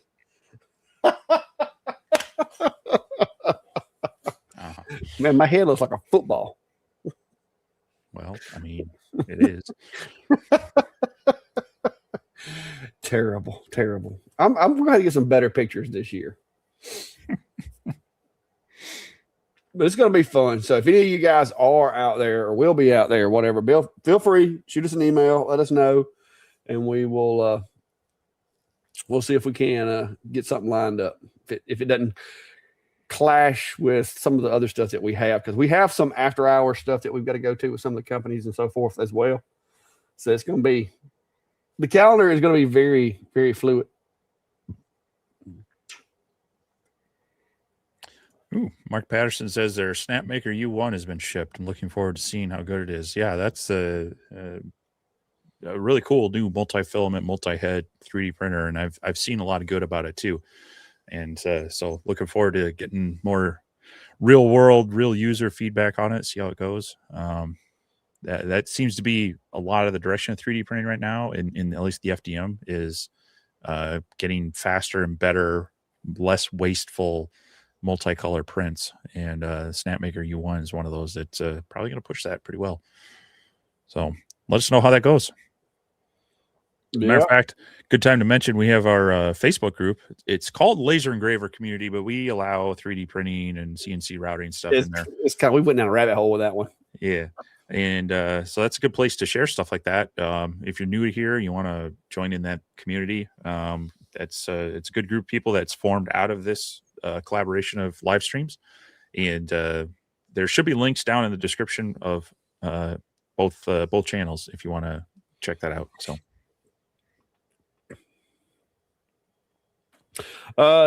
Diggs is asking any experience with on-track shipping. I have none. I don't. I'm not familiar with them. Nope. Can't say that I have. And EMT says Alabama is one of the good states, coming from a Missouri resident. It's not bad. I mean, every state has its ups and downs. But yeah, it's not bad. I like it here. Been here a long time. Don't plan on going anywhere. So Brian says you can do a 2-day layover in Minnesota on the way back from Vegas. Unfortunately, his 2-day layover might turn into a fix to say, from what Steve's saying, it might turn into like a whole winter vacation. I don't want to get snowed in up there. That would be terrible. What do they say? Minnesota, come for the culture. Stay because your car won't start. Yeah. Oh, let's see here. Carrie says use the spray paint tip on the engraved glass ornaments this year, and so thanks for that one. Yeah, I like dropping in little tips and tricks in my videos, project stuff, just to hopefully help people out with that. And glad that one was something you could use. And Brian's still with the comments about the height thing. I'm telling y'all, I'm not short. I'm not short. Short's a relative term. So is tall, if you're asking Shaquille. Yep. I mean, there is once in a blue moon, I come across someone who is taller than me, and I go, "Wow!" So that's what that's. Yeah, like. Who was that guy? We were at CES, wasn't it? When that one guy come, or was it at Workbench Con? Nah, it might have been Workbench Con. There was like some dude come walking by, and I was like, because Steve looked up at him like, wow, it was like this dude was probably I guarantee he was 400 pounds, but he wasn't fat.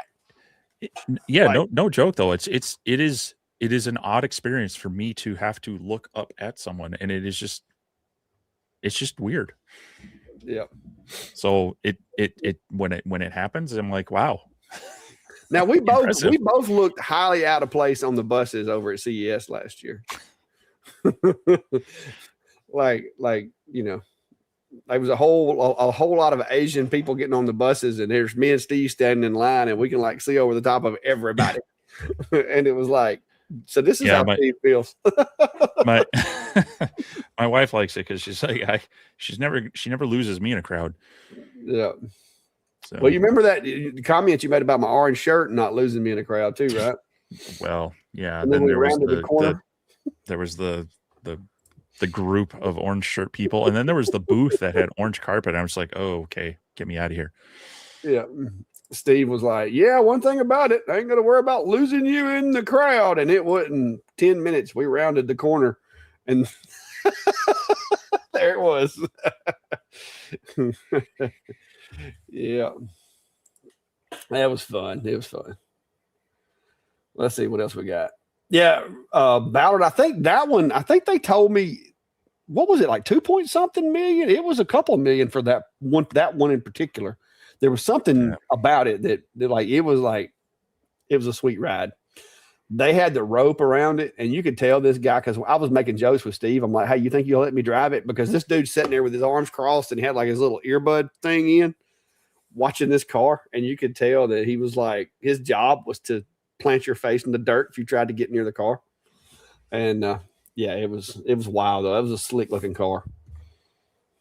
I would really, really like it if my wife would get me one of those for Christmas or something. Yeah, but have you looked into even like what oil changes or brake jobs cost on some of those cars? Oh, I can't imagine. You know, there's these there's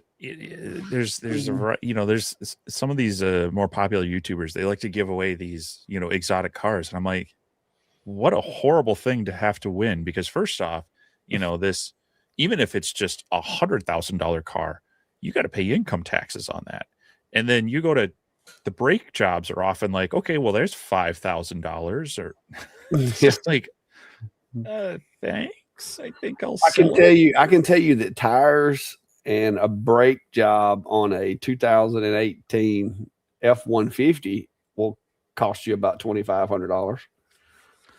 That hurt. I can't imagine trying to put brakes on a Bugatti. Right? Where would you get those? You'd have to probably order them out of Dubai or something.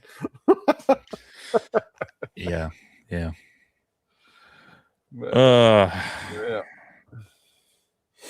Yes. I'm gonna try not to get. Harold's asking what's going on in Vegas. That is CES, which is the Consumer Electronics Show, and it is the largest gathering of consumer electronics companies on the planet, I believe. Like, it is massive. Yeah. If there's anything bigger, I haven't heard of it. It's huge.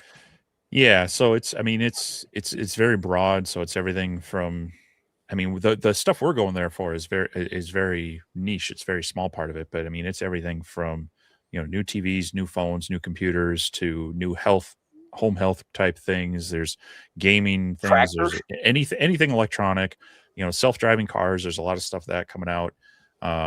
they're on up to even more enterprise level stuff. So it's very broad, very big. But we're seeing more of the kind of the prosumer grade kind of laser maker type things there. So it's one, but you have to have an industry connection to go to it. It's not open to the public. And So, you have to apply and get approved. Yeah. I mean, I think they're Especially the not way as we're top going. as some places, but yeah. Yeah. Well, a couple of those after shows were pretty strict. Well, yeah, but CES itself, I mean, Yeah. if you have a company that wants to say, yeah, they're with us, that's all you really need. Yeah. Last year, X-Tool was like our sponsor, I guess you could say, to get us there. Like they basically said they're with us to get us in the door. And this year, like Steve, his business is like an independent, media company as well as mine. So it's a little different the way we're going this year and what we're doing, and some of the access we'll have and the things that we'll get to do is going to be a little bit different. But it's still, we're going to look at some of the nerdy stuff. I mean, 3D printers, 3D scanners, CNCs, lasers. I know there's several companies that me and Steve have worked with and are going to be working with that plan to be there. So it's going to be it's going to be very interesting. Like I think even the company that makes the 3D scanner that I've been testing, I think they told me that they were actually going to have some folks there. I know X-Tool is going to be there, and X-Tool is going to have some of their new products that aren't out yet. That they're supposedly going to have is supposedly going to be a secret, but they've told everybody it's a UV printer. They're going to have it there in kind of a designated area. And I think me and Steve, we have did the paperwork to go have access to kind of look at it and go over it. I don't know if it was received, but we did the paperwork. So it's going to be very interesting, I think. Yeah. But there are other shows, like if you're just wanting more targeted at this, there's actually the month after. So in February, there's APA. So it's a personalization expo. So if you're into lasering, UV printing, sublimation, things like that, trophy making, award type things like that, it's not as big as this, but that's out there in February sometime. So I know a lot of the content creators also go to that. But then in August, third week in August, there's it's been the Next Level Laser Conference the past 2 or 3 years, but they're changing it to the Next Level Maker Conference. It's in Grapevine, Texas, which I think is in the Dallas-Fort Worth area. Yeah, I'm going to that one if I can. That's the plan. So we're both hoping to go to that. It has really bad timing for me, but I'm going to just try to still make it. Even if I have to like beg a ride from the airport from David or something. and I even talked to Klein the other day about it. And I was like, look, if you want to go, I'm not going to charge you like a taxi fee to ride with me because it's 10 hours. Like I can drive it in 10 hours, which is, roughly if we got up early in the morning and started driving, we could be there before midnight. So that's the thought. And so I mentioned it to Klein, see if he wants to ride along, but I don't know if he's going to. I told him all he needs to do is bring an air mattress because you're probably going to want to, like, we're going to be piled up in there like sardines. So I told him either bring an air mattress or some type of barrier that he could put between me and him. So just get a room with one of those recliners. Get one that's got the good sized couch. Yeah.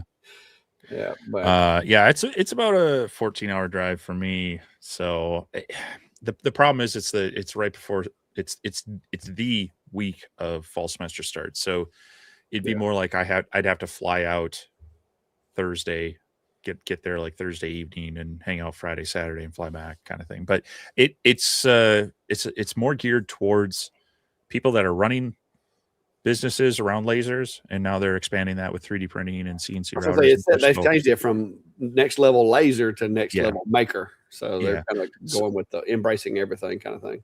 So if you're looking for an event to maybe help you as in a business sense, but also, they have like TrueFlat, X-Tool, a lot of laser makers and such, and suppliers. Great Lakes Laser Supply, I think, was there last year. attend these things. So it's a good chance to look at equipment, look at suppliers, and also they have a variety of classes geared towards here's how to learn new techniques or how to do business stuff. And so something to keep your eye on that hopefully both of us will be at. V, I've got a couple of videos on that. If you can get it up to like 20 inches above the cutting surface, that's ideal. If you have a smaller work area with a 400 by 400 machine, you can get by with like probably about 16 and get really good accuracy. But keep in mind, the lower your camera is towards your work area, the steeper the angle is going to get. And the steeper the angle gets, the less accurate the camera is going to be, because just the way that the distortion of the lens and all that works. So you want to get it, I would say, between, for a standard 40 by 40 or 400 by 400 machine, at least 12, preferably 16 to 20 is what I would shoot for as far as your camera height. With most of the cameras that we use, which are the 135 degree lens, I think it is 135 degree lens. So, yeah. Diamond State Precision, it says at CES, are y'all digital creators? Yes, we're going this year as press, media, whatever you want to call it, which is odd, but we actually qualify based, because they make you send them your like statistics and viewership and all that. You like have to submit a resume more or less to get approved. Well, and yeah, I mean, the digital content creator is kind of more, I mean, it's the way things are going as far as advertising and working with stuff. People aren't reading magazines as much. They're not watching as much traditional TV and media as much. So this kind of thing is more the content people are consuming. So works out great for us. Steve Massey's asking, is there a way to get the XCS software to engrave everything top to bottom without doing layers or skipping around? Yes. It depends. If everything is a vector style, you can't mix a photo with vector type stuff. But if everything's like a vector style, what you need to do is you basically, what is this? Oh, I'm going to have to open up the software on it, what their term is. You need to combine it all into kind of one larger compound vector. There you go. And when you do that, it will look at it all as one shape. You can also do the Boolean combine or the weld, and it will literally make it one shape, but sometimes you will lose certain things in that if you do it wrong. And of course, I haven't opened Xtool Studio, so it's asking me to go through everything first. Yeah, because you have, like, if you do the Boolean and you got two shapes that are the same exact shape and they're both set to fill, it can cancel it. They can cancel each other out. Like, so you got to be careful when you combine them like that and make it a compound vector. You got to make sure you don't have any, like Steve said, you'll have little bits that'll just disappear, and it's like, where'd it go? And what it is it's basically digesting itself when it welds everything together. You've got two fills that combine and create basically a blank. So it can get a little tedious, because I was doing some the other day on, what was I doing? Oh, it was that B that I was doing on the copper, and I had that happen. I had it when I did the compound. It actually added a layer that wasn't supposed to be there. Like, it added some little elements to the design, and I had to go in there and ungroup it and take those out manually after I had put the two layers together.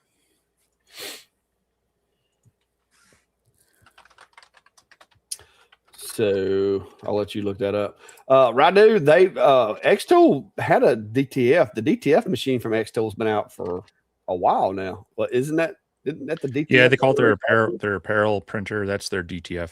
Yeah, the one that they're coming out with now is going to be similar, from what I can tell. And like I said, I haven't seen it. I don't know, but from what I can tell, from the little bit of teaser stuff I've seen about it, it's going to kind of look like the Eufy and the longer machine that's coming out. They're all going to be like competitors in the same market space, from what I can see. And I know there's a couple of other companies that are also supposed to be coming out with them, but I'm not. Like I said, I don't want to go counting chickens before they hatch, because we get lots of emails from companies saying that, we're gonna do this, we're gonna do that, we're gonna do this, and then sometimes they follow through and sometimes they don't. So you never know. But I do know Longer is coming out with a UV printer as well as X-Tool, because Longer actually wanted to bring one, like they wanted to come here and bring one to the shop and let me do a video on it. And that was not the type of content that I felt fit my channel, because obviously I'm not going to be able to do the things that I want to do in those time restraints. And so the videos just at that point is more or less just a commercial. And that's not the kind of stuff that I like to do.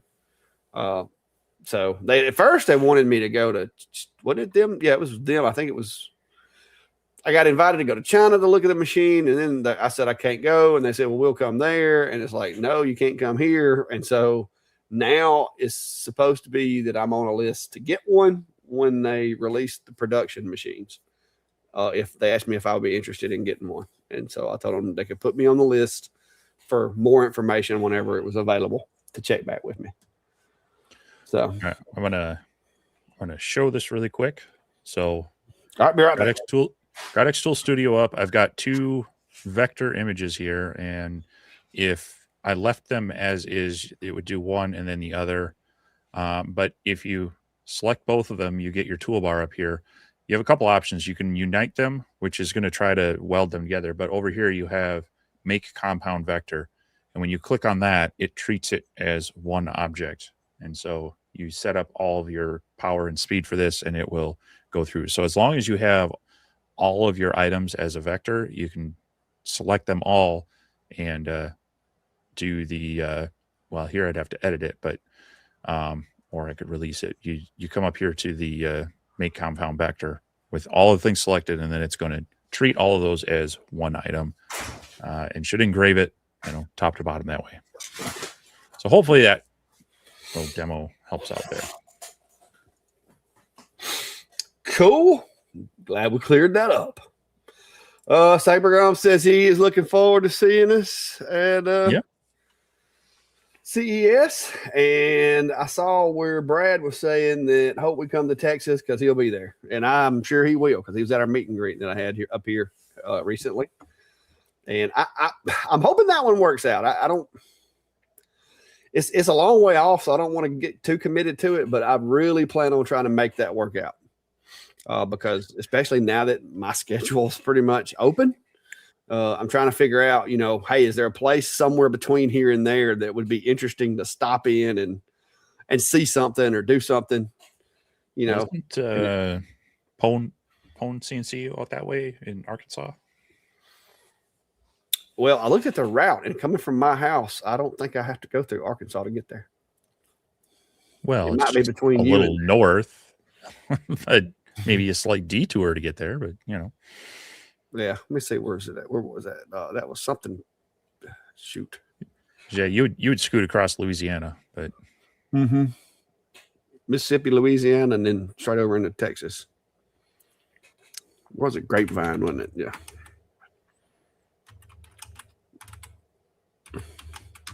Which are all, states that I'm accustomed to. So driving through there wouldn't be a problem. I'd have to go through 6 states to get to it. But I've been following that event. I've been following the event the past couple of years, and unfortunately, it's just it falls on a bad time. Yeah, well, I wanted to go this year, but it was like right before, getting ready to retire. I was trying to save my money because I knew I was going to have to start paying for my insurance and stuff like that. And I was like, you know what? We had went to CES, we had went to Workbench Con. It's like, okay, maybe I set this one out. So yeah. So that's what I've got going on. Is this showing that it is 11 hours and 11 minutes if I go straight across through Selma over to Jackson to Shreveport and then through Tyler into Dallas, Fort Worth area to get there. And it's literally almost due west where I'm sitting. So that's what I've thought about doing, because I have left here and driven straight through to Houston before. And that was whenever that last hurricane hit over there. And so I could do it in a day.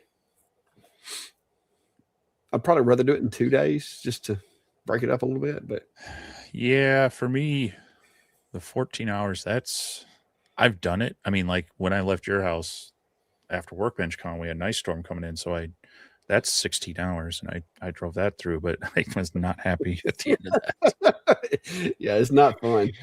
Doing that solo is, I don't recommend it.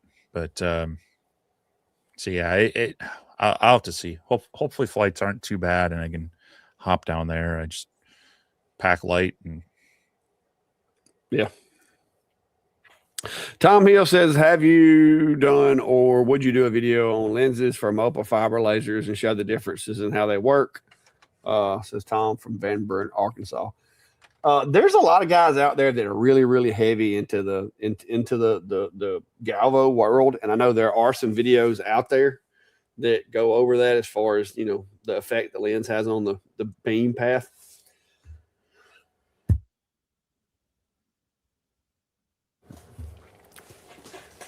I haven't done a video. Like, I'm not against doing a video, but I don't know that that's necessarily one of my strong suits. Well, I have a basic working understanding of it enough to, you know, get me through, get me by. But I don't know that that's something that, you know, is really in the mix for me to do a full-blown video on. The two main things that are going to change when you change lenses are going to be the size of your work area and the size of the dot, of course, or the actual beam's focused point, as well as the forgiveness of the focus. Some lenses have a really, really tight, like the focus is like with the crystals, with those little 70-70 lenses. I think that's what makes those things just so prone to, they got to be exactly focused, is because of the angle of approach of that beam and where it focuses. It's that focused area is a lot smaller than if you have the bigger lens. It's a little more forgiving. But I don't know right offhand of anybody that has a video on all that. But I mean, it's once you figure out which lens does best for what, it basically depends on what you're trying to accomplish with the machine, in my opinion. I very rarely swap lenses except with the UVs. I'll swap from the crystal lens to the, you know, bigger work area lens. Like my MOPAs and stuff, I don't fool with the lenses. Have you ever really done anything with as far as the MOPAs? I know with the CO2s, it's a little different, but I mean, not having a MOPA, no. Oh, that's right. Yeah. Just you like to dig on that one, don't you? I forgot, Mr. Eufy man. Mel's asking, when is the Texas one? It's in August. What was it? August the 20? 2020, yeah. 6th. I think, is it 26th to 29th or something like that? Sure. 27th to 29th. There you go. Yeah, according to Google. 27th to 29th. So let me just drop this for people are wondering. I'll drop the link to it. They don't have much there. They were going to have stuff posted by Black Friday, but they're still getting things set up. So yeah, there's the thing saying tickets available after Black Friday, but there's no link to click or anything. So yeah, but they also have a Facebook page that you can follow them on that they've been kind of posting some updates on. So yeah, Diamond State Precision says PWNC&C is about 6 hours north of Grapeville. Yeah, we won't be going there. Grapevine, I mean. I won't be going that way if it's 6 hours north, because that's 12-hour round trip. That seems, I mean, that's almost halfway to my place. I thought they were closer to you. I don't know. Let me look. PWNC&C. I met him over at Workbench Con. Yeah. He's a nice guy. Yeah, and I would really like to go see his place one day, but I didn't know. Lowell, Arkansas.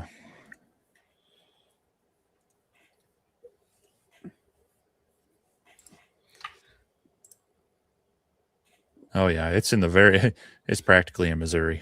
Yeah, I was going to say he's like right there below the Missouri state line. Looks like, was it Bentonville? Ain't that where Walmart's from? Bentonville. Sure. Yeah, that's a little piece out of the way there, Steve. Yeah, I but mean, it's south of for, Joplin. for you, it wouldn't be bad. Like you could stop off there for the night, on your way. But yeah, I mean, I'd probably go halfway that way anyway. But anyway, yeah. But no, that's we'll be keeping an eye on that next level maker conference, and definitely as things solidify, we'll share more of it here. yeah. I had thought about too if I did go to that one over in Texas. I mean, there's lots of area between here and there. Like I said, I could maybe set up something where we stop halfway or something and meet up with some guys, or try to find another creator, somebody that might be between here and there. There's lots of different options on the table. My schedule's a little more forgiving than the upcoming year.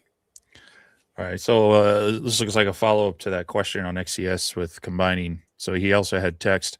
So a little tip, if you're dealing with text in any application and you're wanting to, whether you want to transfer it to another program or whatnot, different softwares have different methods for this. But in XCS, if you right-click on it, you can convert to path, and that will change it from actual text you can edit to a vector graphic that you can now no longer change the text, but you can manipulate it as a vector graphic.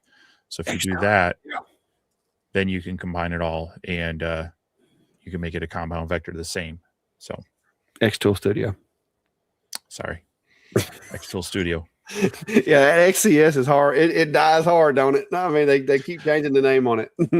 but that's the same thing. Like if you're trying to export a design from Adobe Illustrator and importing it into one of these, you want to do the same thing. Any text you have that you want to leave as is and not have to worry about, is it going to have that font and whatnot? You want to convert to path first on any of that stuff. So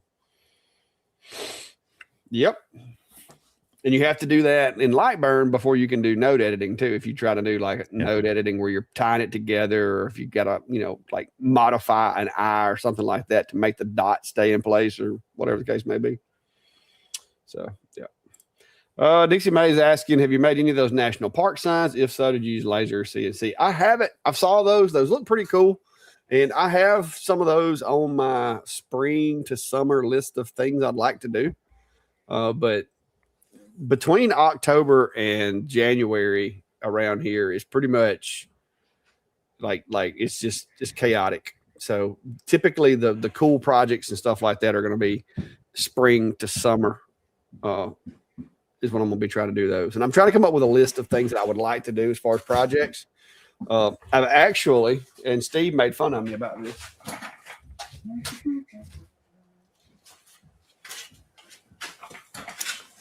I actually got myself some orange wood stain for a project that I'm working on. Some of you saw my 1911 grip engraving the other day. I've got some blank ones coming, and I plan on doing a set of orange ones. I've got red ones. I'm going to do some orange ones, maybe some blue ones, maybe some red, white, and blue ones. I don't know what all I'm going to do yet, but I'm basically coming up with a wardrobe of wooden grips. So yeah, and that's some actual orange gel stain that I found. You would be surprised how hard it is to find orange wood stain. This was the only brand that I could find. This is it. I found it on Amazon. I think Nick over at Build That Maybe Build that's your sign has used it before. Do I? Maybe that's your sign. My sign? Yeah. Everybody's buying it up. You can't get the stuff. It's so popular. Nope. I don't think that's the sign. But And I shoveled, so whatever is there, drifted. all right. Family made it home. So Extraction complete. Yeah,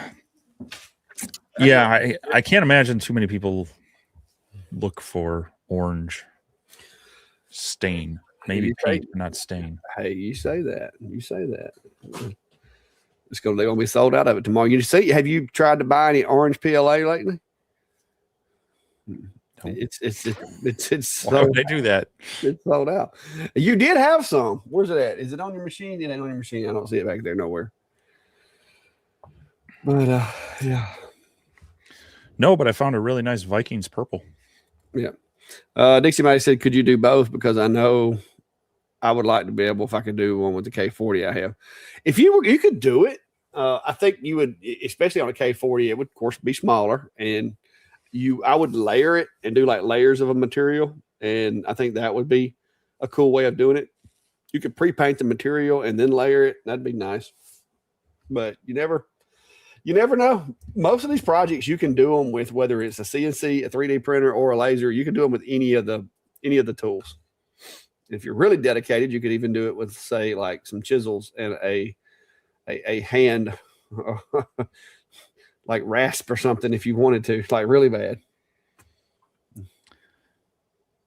think most people would use a scroll saw, but No, I'm talking about if you really want to take it back, like you want to take it back to like the old days, get your old rat tail file, a couple of chisels, a little rasp, and just go at it. You mean the days before the national park system? Yeah.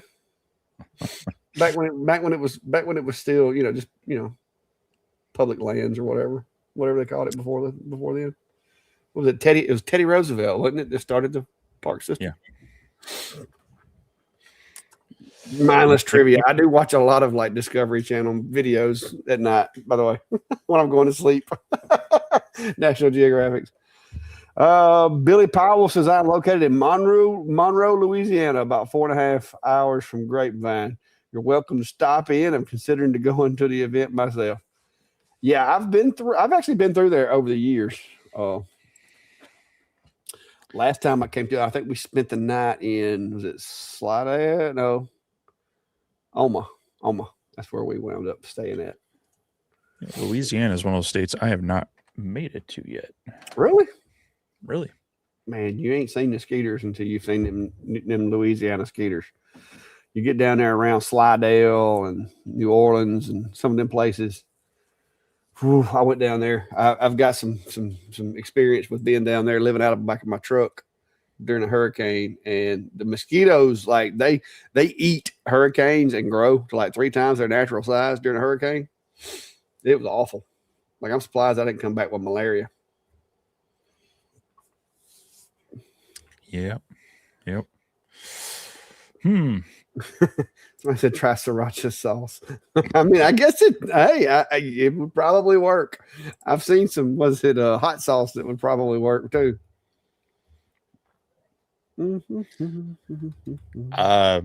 Yeah, there's why am I drawing a blank on his name? There's a guy who does a lot of wood turning, and he does a lot of epoxy stuff, and he's Peter Brown. He tests different things to dye epoxy, and so he's used like cayenne powder and Kool-Aid powder to Gatorade ground up. Yeah. I mean, literally like all these different colored things. So he may have even used sriracha sauce. Yeah, I mean, I've seen people use food coloring to do certain things. Like, you just dissolve it, like put it in water like you would for your eggs, and then put it on there and then clear coat over it with some water-based paint or whatever. Eggs. Yeah, when you're doing Easter eggs. You know what I'm talking about? The little tablets that you put in there with the vinegar or whatever, and it dissolves and you put the eggs in there. Y'all not have Easter up there? I was thinking you were like dyeing your scrambled eggs or something. No, Easter eggs. Doing the whole green eggs and ham Easter thing up there in Minnesota. Hey, it might be snowing still here. You get the little wire thing that you got to dip the egg out of. Now. Yeah, I've seen people do. My mind went to the food coloring and edible eggs. Not you just looking at some pink scrambled eggs or something. You're the one dying of your eggs, man. Can't have nothing around here. Nope. Oh, all right. What time is it? It's 9:04. We've been here 2 hours and 4 minutes. It's been fun though. I'm glad your wife and everybody made it home okay. I actually had to go pull one of my nieces. They left here. She came by and picked up a laser because she's one of my family members who's actually interested in what I do. And so she had one laser, but she wanted to upgrade. So she come by and picked up a laser and left here and made it about a half mile before she got to her house. And a dead tree fell like right as they come around a corner. And her husband ran through that thing in his 2500 HD, and one of the limbs off the dead tree went through a hole about that big in the front bumper of that Chevrolet and drove straight through the transmission cooler, and transmission fluid went everywhere. And so I wound up last night. She called me. I wound up going down there with them and helping get her and the kids home. And then I came back and took my tow strap and keep from having to call a wrecker. Because they was literally like a half mile from their house. And so I took a tow strap and just eased the truck down to their yard so they didn't have to call a wrecker last night until they could get up with the insurance company today or whatever. So I was out till like midnight last night pulling vehicles down the road. But it was pretty wild, man. I mean, the tree exploded. He said they come around the corner and it was like tree, but it was too late. Like that's it. That's it right there. Oof. He ran right through the middle of that. so yeah. But anyways. I'll hit this really quick. Seth Rosenberg's asking Adobe Illustrator versus Lightburn for designing Pro-Con. If you have Illustrator and you are used to Illustrator, by all means, go ahead and design in that, export it as an SVG, and then re-import it into Lightburn. Or you can even import the Adobe Illustrator file, but I like to convert it all to a vector first. If you don't have it, I wouldn't bother with the expense of Illustrator and learning it versus learning Lightburn. A lot of the tools are very similar, and you'll be able to do pretty much anything you need within Lightburn. But if you already have Illustrator and you are used to it, by all means, use that tool for your design and then just import into Lightburn and set up your layer settings and such. So, yeah. Anyway, I've never really used Illustrator, and I actually have it through my Adobe subscription. I should get it out one day and try it. I just never have. I use Lightburn for like all my stuff. Yeah, I mean unless you have a reason to. I mean, you have access to it, so you might want to play around with it, but I wouldn't recommend someone necessarily go out and buy it. I mean, if you don't have it, then go and grab Inkscape or something if you want to play around with the. Yeah, now, I have used Inkscape, but mostly just for file conversions. Yeah. Because like sometimes you'll get like a SVG that's not a Lightburn SVG, and Inkscape seems to be a really good tool for opening those things up and then saving them as whatever format that you need. Because you know how it is. A lot of people's like, oh yeah, I've got the graphic. My cousin's sister's uncle does sublimation and she'll send it to you in the right format. And then you get it and Lightburn won't even recognize it. So you have to open it and save it again. Yeah. So anyway.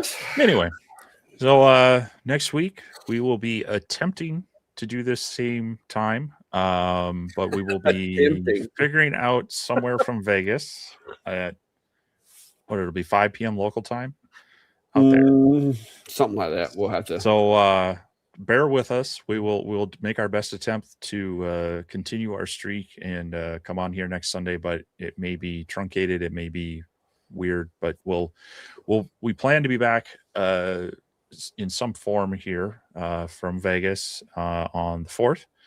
And then definitely keep an eye on both channels and Instagrams and Facebook. We'll be probably dropping more photos of the event and maybe some short video. So we might can get some like short little lobby videos or maybe some introductions or something in. But don't know that we'll be able to do much, long form content or any live from the show. But we'll do what we can to provide some content from the show, and then of course we'll be bringing things, bringing the footage home, and we'll have some at least 1 or 2 videos each after the event of things. It just kind of depends on what we see and what we get, some information on. So, but it'll be a busy week for us out there, and we're looking forward to it. But a lot of walking, and if you're out there, reach out to us, and we'll see what we can do about making a meetup point, or maybe just say, hey, we'll be having dinner at this place if you want to stop by or something. But yeah. But it'll be. I think it'll be an awesome experience. But like I said, don't look for any long form videos until after we get back and get recovered. Because like I said, we're going to be trying to take advantage of all the time that we have out there to walk the floors, see everything, get information on what's coming out, make contacts. So we're not going to be doing a lot of editing. So there may be some little shorts. There may be some, little snippets, or maybe we bump into people. We do a little, quick little introduction video or something. I am going to have my new 360 camera, trying to come up with some creative angles and views. I've got my little backpack rigged up pretty good. Are you going to take that? You going to take that big boy out there? I don't know. I've been playing around with this. I also, of course, have, that. I could even just wing it with, I got a couple of these with the flip up screen. Yeah. And good old trusty phones. I was looking at my phone, my iPad. I've got my DJ Pocket 2. I've got the new 360 cam. I've got the DJI Action. I wasn't planning on taking my Sony if I could help it, because it's not really, it's not big, but it just seems like it might be a little more than I want to be messing with out there. I think between the DJI cameras that I have now, especially with me having the mic too, like between this little guy here and my Pocket and my 360 camera, that the 360 will match up to my new DJI mics I just got. So I think I'm probably going to just stick with that. I don't know. I could pack up the old Sony, but not sure. Yeah, we'll see. I gotta put my media kit together or my camera kit together and see what I want to bring. Yeah, that's whatever's going to be useful. I've been prepping, getting ready. But yeah, lots of battery backups and micro SD cards. Because I bought a couple fresh ones.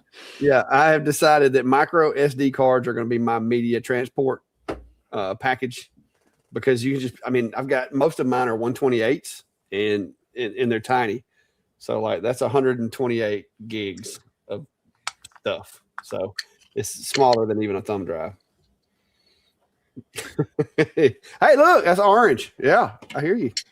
Well, it was just a 3D print. I figured I might as well use the. I was going to say, so you wouldn't lose it.